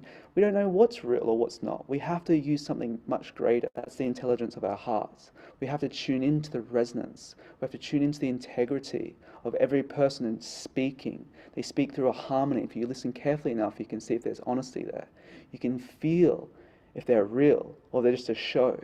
You can feel if they're saying something that they want you to hear, they want you to see them as, or they're saying something because it's a part of their actual being, because they have that part of themselves that they're living. They're not just speaking it to be seen in a certain way. They're living it with the very aspect of their life and their method of life. And so when we become an extension of our own words and our own beliefs, because we not only believe it, but we live it, and we live the division inside. We live beyond the division of this person or that person or this concept or that concept. And we heal those aspects inside ourselves. And we show up with that knowing, that quality of love that unifies all opposites. And we are humble. We are truthful. When we do that, we then will be miraculously surprised with how all the things that pulled us away from ourselves are no longer there. All the desires to polarize self and other are no longer there. And the virtues that you truly are, not just something that you have to have or practice, but the quality of who you truly are as a light inside you, the virtue of patience, the virtue of compassion, the virtue of the disciplines to live an integral life and be integral. Allow your word to be integral. Allow all the actions to be an expression of your integrity. When you live that, heaven moves with you, breathes with you, steps with you. and you see everyone as someone that you can serve.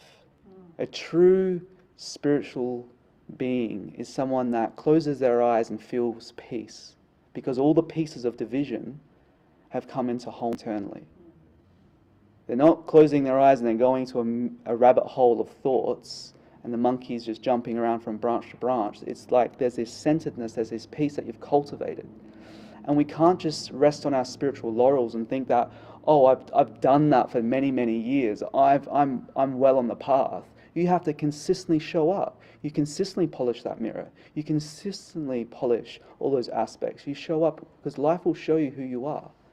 And when you do that consistently as a way of life, and then when you're given the opportunity to show up in life, and you show up in your truth is no longer yours alone. Your truth becomes a universal truth that becomes contagious.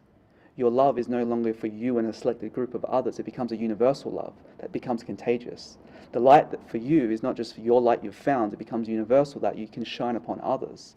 And so when you are living a life that's beyond divides, then you remember that there never was a division. And so you show up with that realization. And sometimes it takes many lifetimes to get there, and sometimes you're blessed to get there quicker, because your level of devotion and commitment to that path actually takes you further. And when you stop preventing yourself from thinking that you're this small, separate person, and you actually know that you're a light that can never be extinguished, and you ask, you pray, you meditate to see that, one day a fall of grace will come upon you, and it will all make sense, and you'll never see someone separate from you ever again.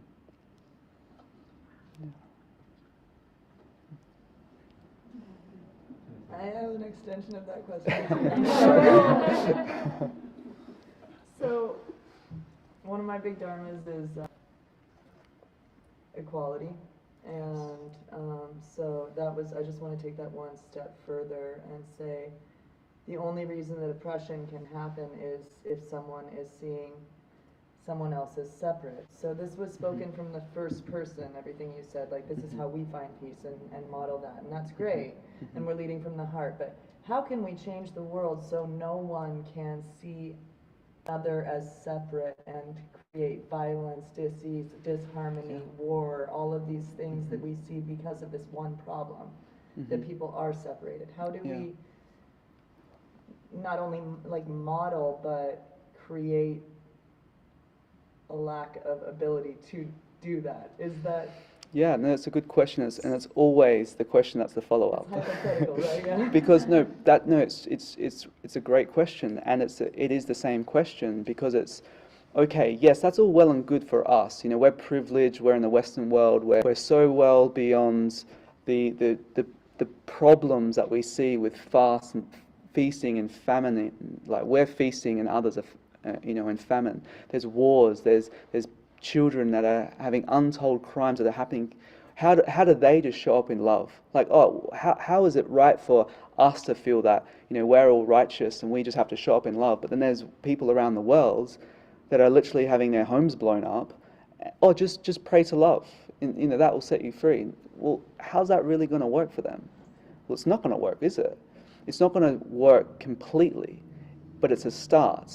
It's a start to actually have greater faith. And then it's like there's people that have opposing religions. So they pray all day long, but yet they're living in war-torn countries. How does that add up?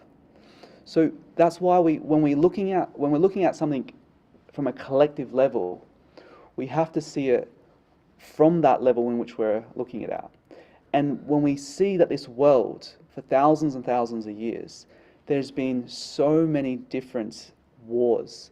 And those wars have imprinted into the lands, imprinted into the genetic structure of these people that have carried over those traumas, generation after generation after generation, carried over into those systems, carried over into those policies, carried over into those ways of life. when we see it from not just a short perspective of like, how can this instantly change now with a click of a finger if we just be the peace that we want to see in the world? When we understand from a collective vision that this is systemic, we have to go into the very roots. A democracy is not going to work in certain Middle Eastern countries. It just is not going to work. There needs to be leaders of peace. There needs to be enlightened leadership. That enlightened leadership is the one that has been chosen from the minority as a leader in those specific countries, is that they can actually model the way in which to live life. And then from those religious leaders, those political leaders, those governance, that systems, they're structured with the morals, the virtues, the integrity required for people to then become a product of those very systems. So when we look at that, we have to see it's the very structure that they're living in. When we see it from a collective perspective, of course they're warring. Look at the role models that they have.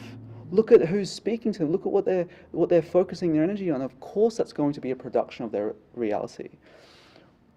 Now, I'm not saying that democracy is the answer to all things either. Democracy has many problems. Look at our country. It's like it needs to find a third choice, and hopefully we find it in the independence and reclaiming it.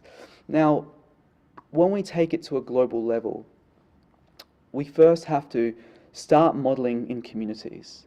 And when we start showing and we bridge, like, this is the data, this is what we're doing, this is how we're living, this is how we're showing up, and it's working.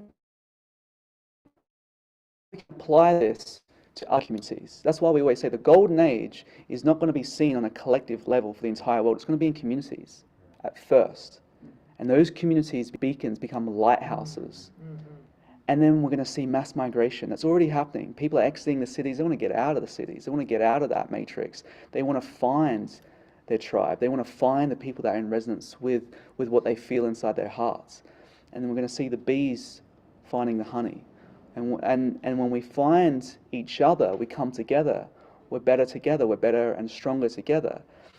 And it's not that we're better than anybody else. It's that when we come together in equality, when we come together with showing up with our virtues, that is our greatest jewels that we've been given, can demonstrate. And then we can apply that in ways where when people are open, because if someone is open, no matter what's happening in their country, if they're not open to support, it doesn't matter what we do. But we can send love, we can send that, we can pray for them.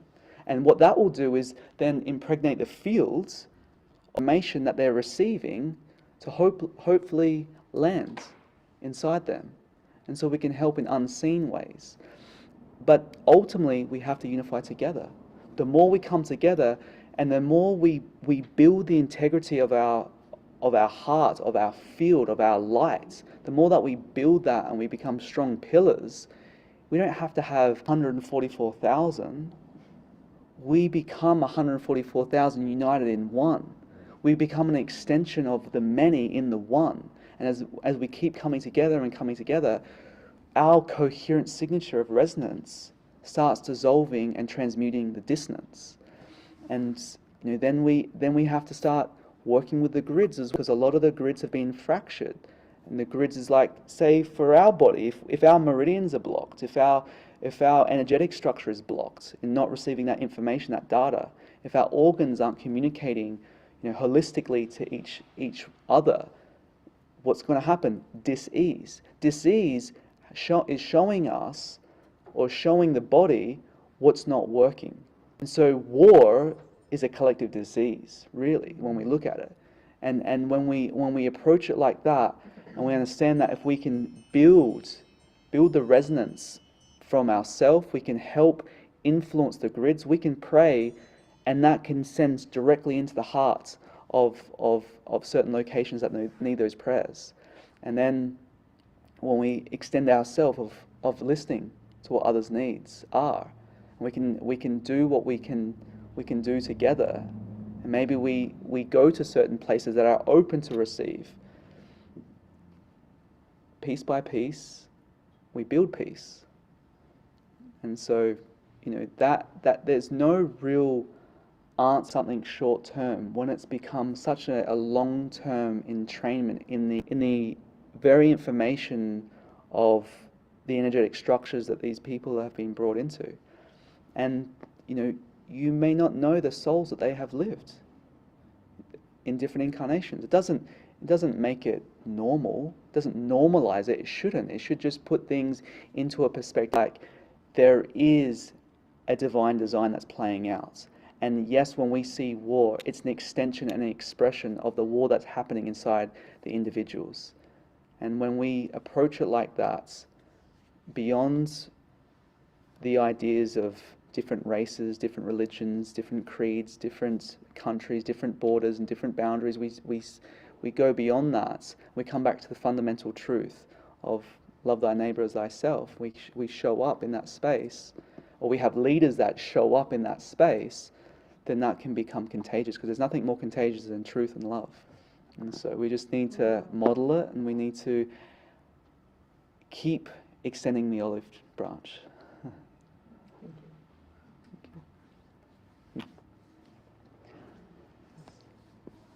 Well, I would like your help. Maybe we can apply what you're saying right now, because right now there's 2 million people who are very quickly running out of food, water, electricity, and the bombs are still falling.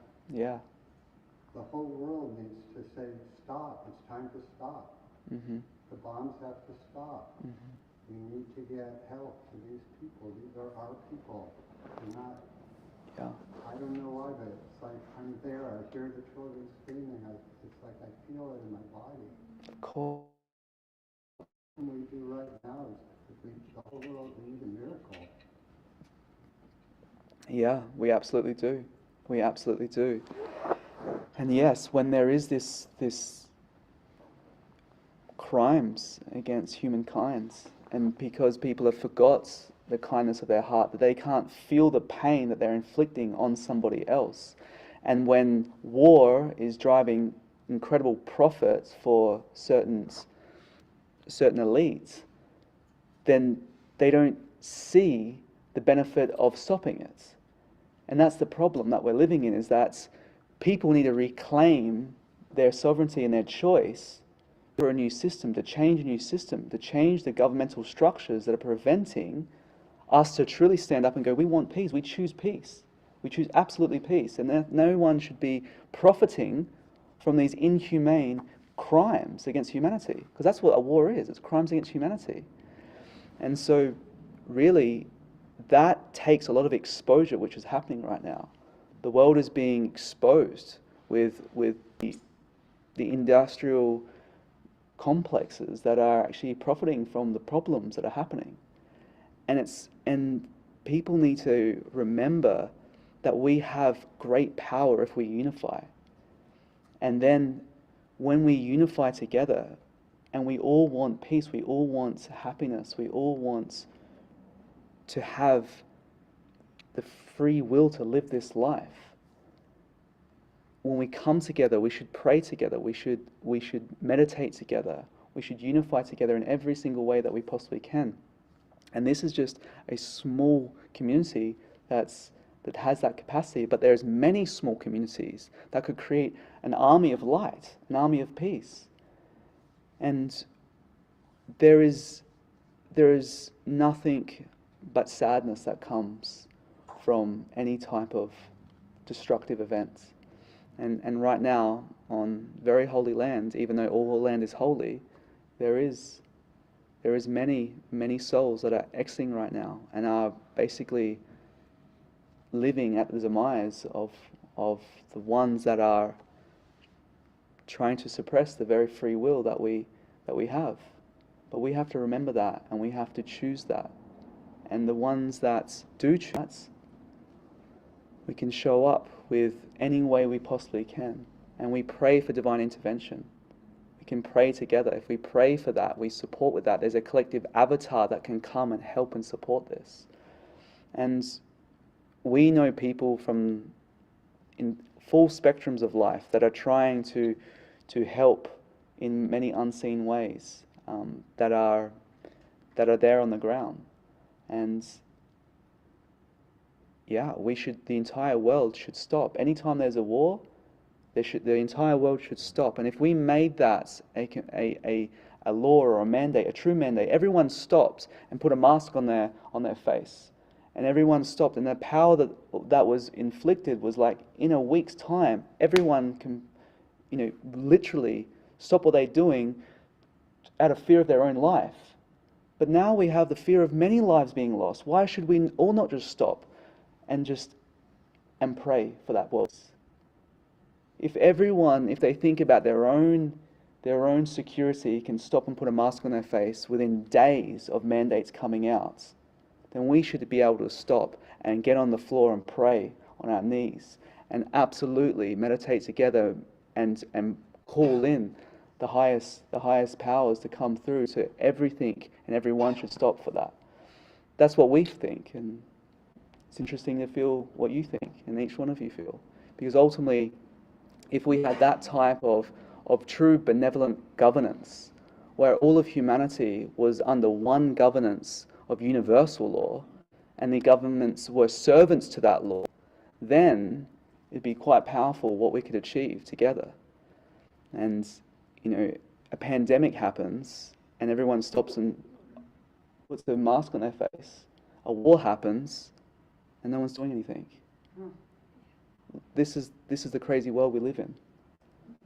And we must make sense. We must be that expression of peace and justice, so we can send that information out for all that are prepared to listen, to receive that. Because you're not the only one that feels the tears, feels the cries, feels the bloodshed. Because anyone that taps into the true integrity of your heart, when you feel your heart truly, you feel your heart is one with everyone. And you'll never want to commit a crime upon anyone because you're doing it to yourself. Unfortunately, these people have forgotten who they are. And so we must sometimes remind them. Remind them by reminding ourselves consistently and reminding others. I think it's perfect time to... We were like, this is the fourth song that you've literally said the lyrics to, so it's time. Thank you, beloved. 3 go by, so. This one you've never heard before, but I wrote it 20 years ago. And it's not on Spotify, but you can buy the album over there. It's been erased other than a few copies that I still have, so. The mystery is building. So let's use this song as a prayer, a collective prayer. Yes.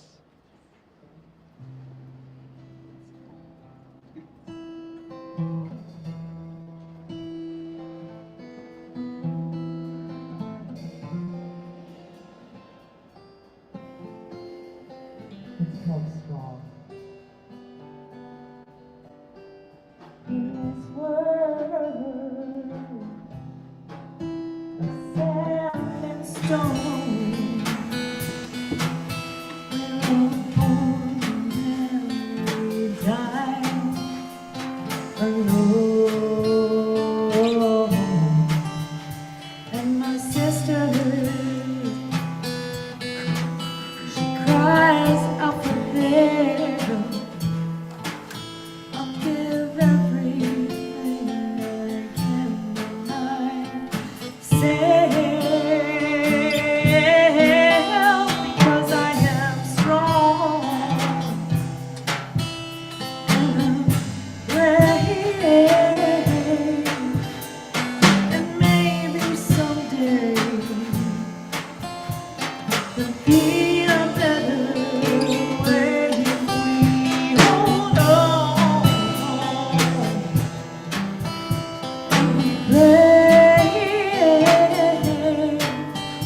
till the dark will fade away, and we'll see the light of day, because we're strong.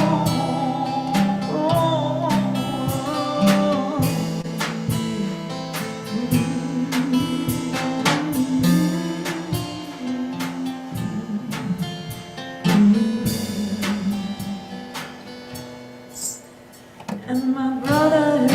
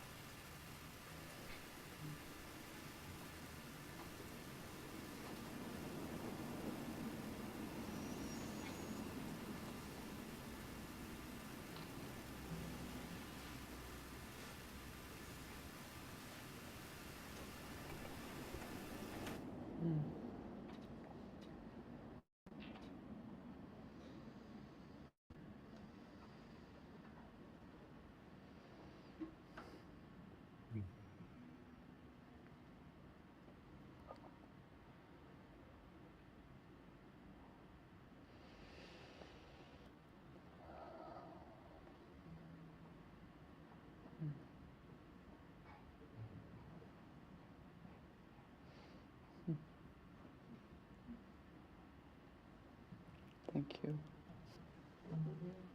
Sanandaji, it's 8:38, and I know you wanted to conclude around 8:30, so there are always more questions, but it's up to you. Thank you. I feel we take a few more questions, and then we can end with a beautiful meditation and just another collective prayer. And may our life that we choose to live, that we have the free will to live, may it be an extension of the prayer that we have for peace on this planet. And so just anything that you take away from this evening is that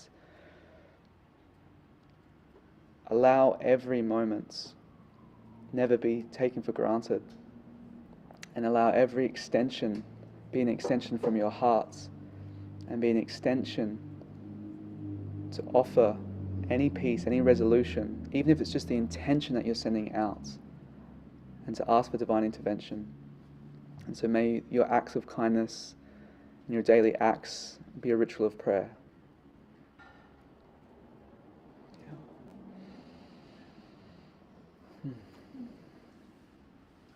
The last question then.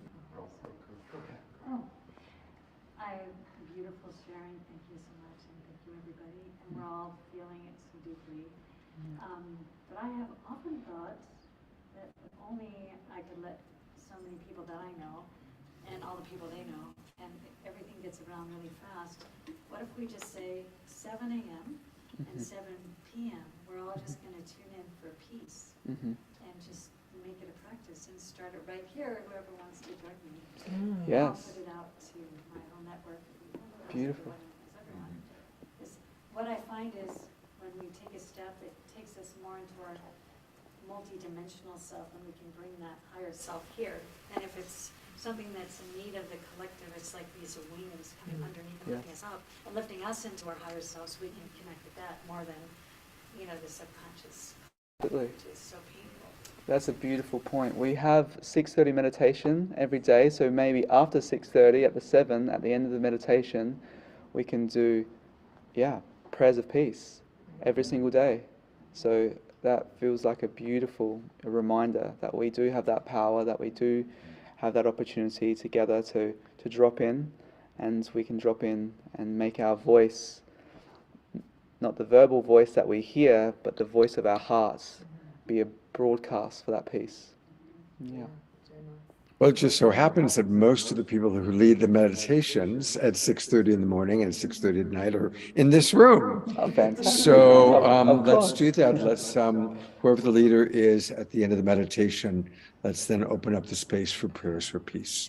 Yes, Beautiful. yes. And if you are looking for support in your meditative practice, then we're definitely encouraged to join us. And every day, every evening, meditation, 6:30, morning and evening. And really that's your opportunity. Prayer is talking to God, talking to the one force that is of our true being. And meditation is listening, is opening up to receive. And so it's that giving and receiving. And that's ultimately why we're here in life. The only reason that we're here in life and how we master life comes down to really one thing, but that one thing is seen in two things, and it's giving and receiving love. Giving love and receiving love, and how that looks like it in the wisdom that you gain from that is just trusting and surrendering, which ultimately is the masculine and the feminine, the two polarities of all of the genders of our human existence. It's trusting the masculine and surrendering to the feminine. And what is that? That is giving and receiving love. Giving and receiving love. Beloved, you had another question? Yeah, this is from Drina Joy down in Ecuador. It's a big question. Okay. How can we apply the lessons and wisdom from both the ancient civilizations and our interdimensional galactic brothers and sisters to avoid the doom and gloom scenario and create a beautiful planet of peace? Yeah, beautiful. And that's what we're all intending, and it's there's two aspects really. One is to be a bridge for others that are still coming into that potential, because many have a lot of trauma to deal with, have a lot of programming, conditioning. That's really the only thing that appears to separate us, is our own conditioning. That's the only thing that really, in the appearance, but we are not our conditioning, therefore there is no separation. So learning from the ancients of antiquity, and learning from the future of the galactics and beyonds, it all comes really down to that medium of love. It always returns to love, because love is that diamond spectrum of all virtue, which produces all meaning. And when we understand love as the fun nature of our being, not something that we must have from someone, we must get from someone else, give to someone else, it's actually something that we are, and we radiate, and it becomes contagious where others can shine. So when we step into our shine, we step into the greatest technology from the ancient past and from the near distant future. And so that coherent resonant signature of love, and that love shows up as compassion, that love shows up as patience, that love shows up in the multiplicity of all the virtues. But when we drop into that, we unify collectively. And that's really this next phase, is we must be a bridge of love for others that don't love themselves, because they don't love who they see in the mirror, because of their actions, because of what's happened to them. They have to find forgiveness. We can be a bridge of that forgiveness to help radiate our love, so that can help draw them back in, bring them closer to love them greater, so they can feel whole, even if it's just for a moment. But that moment that can change their life. And then it's to keep our focus of not some near in the distance, far in the distance, but something nearer and closer to you.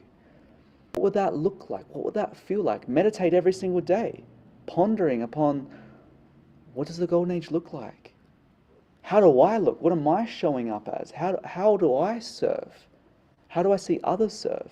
How do I see the environment? What is the golden age where this sacred earth is truly honored for the great bounty that she gives unconditionally every single day?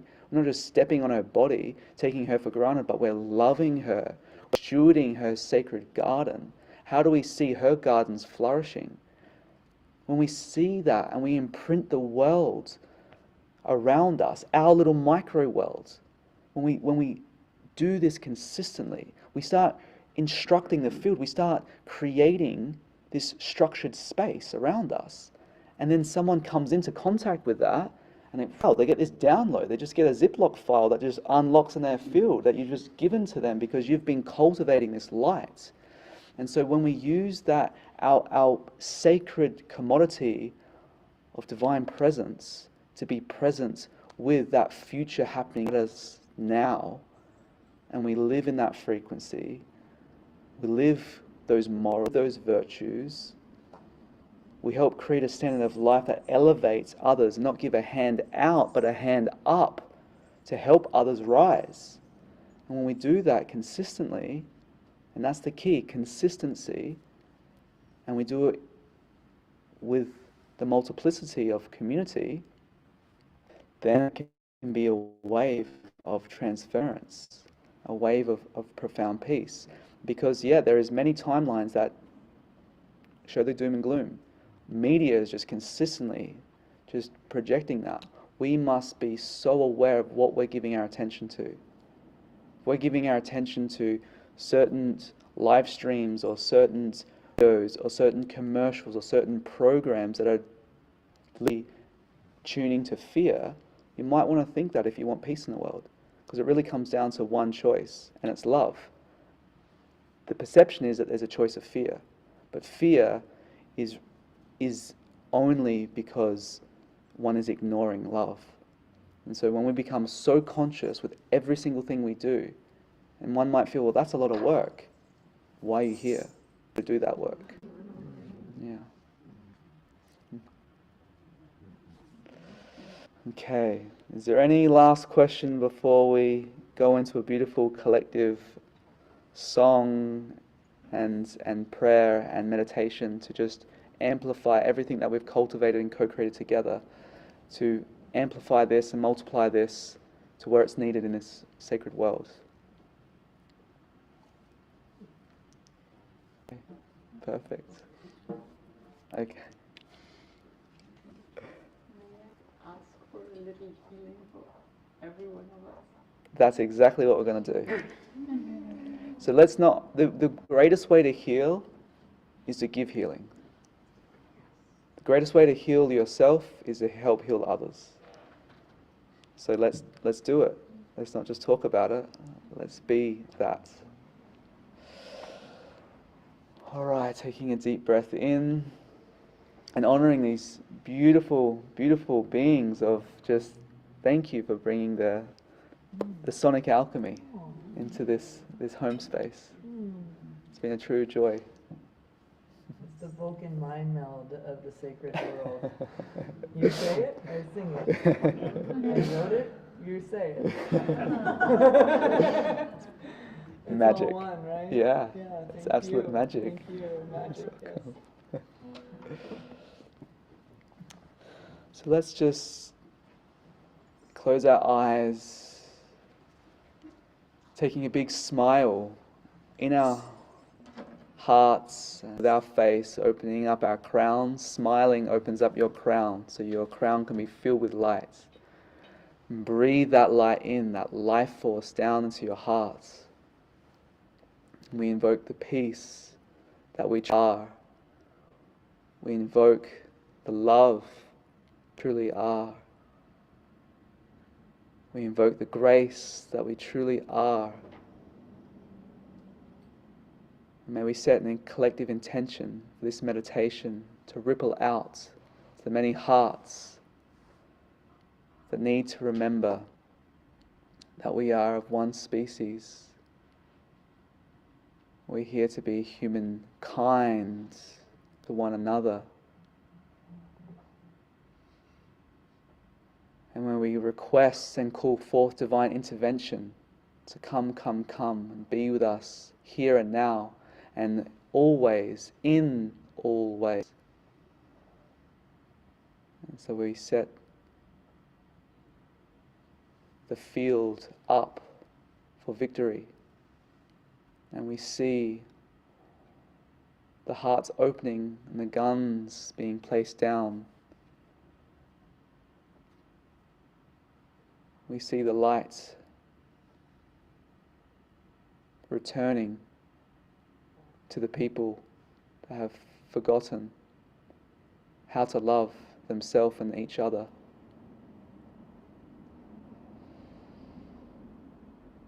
As we begin with peace, we shall end with peace and continue always with peace.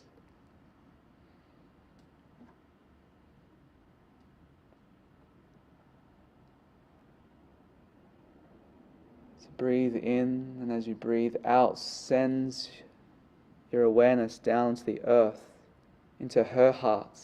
So our hearts become one with her heart.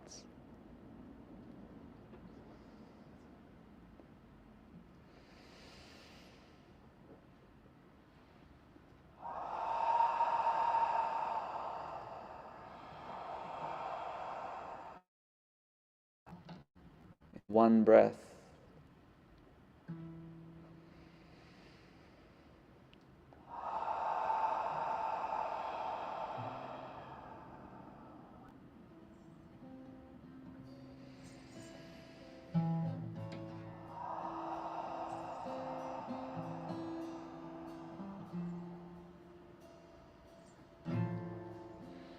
Putting your hands over your hearts. My heart beats one. Your heart beats one. This heart beats one. Our hearts beat as one.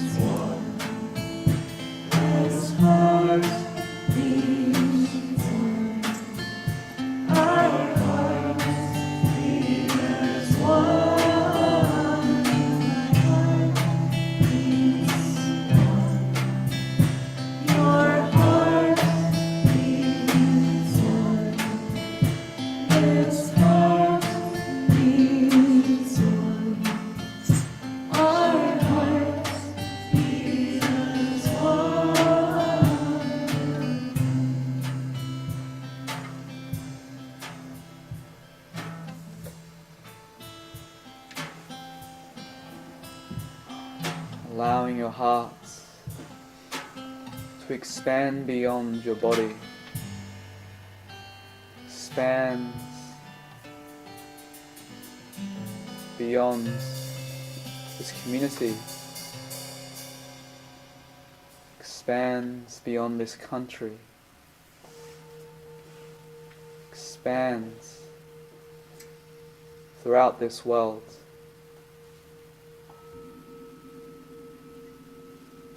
Feeling your heartbeats beating with the one beat of sacred Gaia, the Earth Mother. May all the children on her body feel their heart loved. May all the women on this sacred plane feel their heart with love. May all the men on this plane fill their hearts with love. May we see all beings and all sentient life feel the love of the one Creator, the one creation.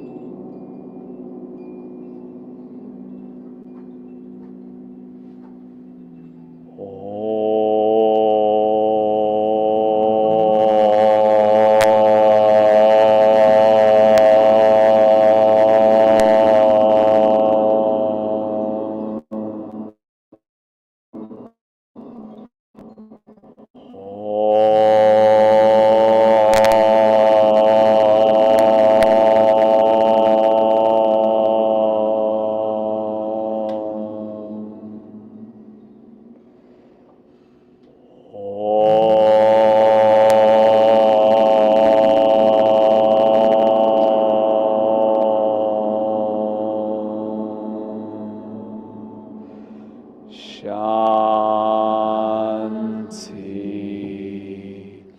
Shanti, Shanti.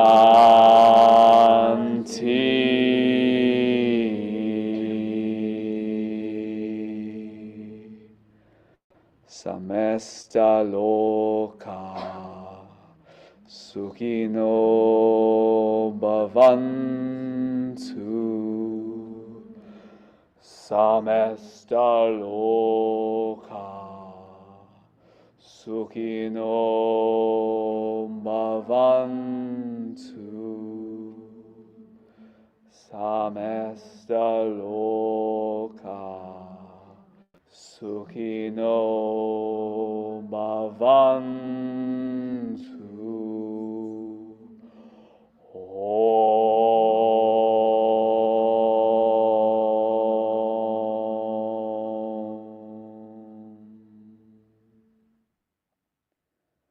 May all the beings in all the lands be happy and truly find peace, the peace everlasting of God, the Most High.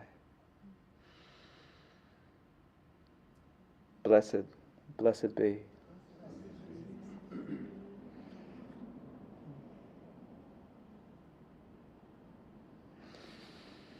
Hosanna in the highest.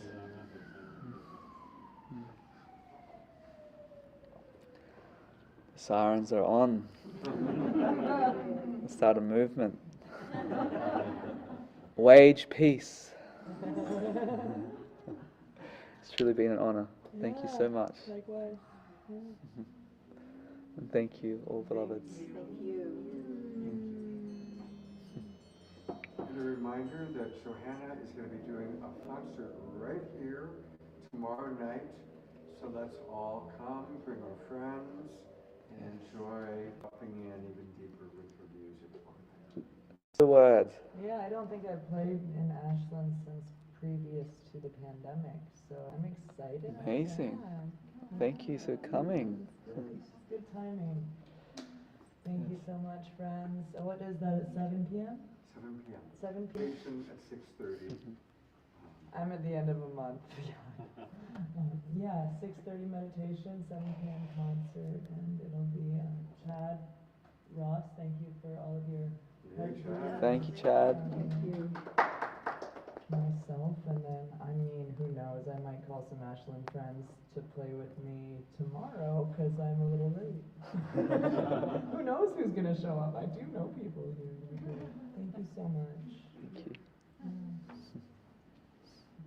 Thank you, Scott. All right. Blessings, beloveds. Thank you. Be well. We love we. Good night. Good night. You had a song? Do you want to do one more, or are you? No, I'm going to do a bunch more tomorrow. All right, all right. Oh, but you know what? I do have all of these beautiful things over here. And, Well, thank you, beautiful Awakening World audience, Global Peace Drivers, TwinRay people who are watching, and all the people watching on Facebook, all the different pages. I hope you've enjoyed this show tonight, this wonderful evening. Share the recording with friends, and we will see you all on Saturday night. God's blessings, everybody. And thank you, Omashar. Thank you, beloved brother Omashar, for holding the fort and holding the space. Thank you, everybody. I'm going to go to gallery view one last time. And here we go. Good night, everybody.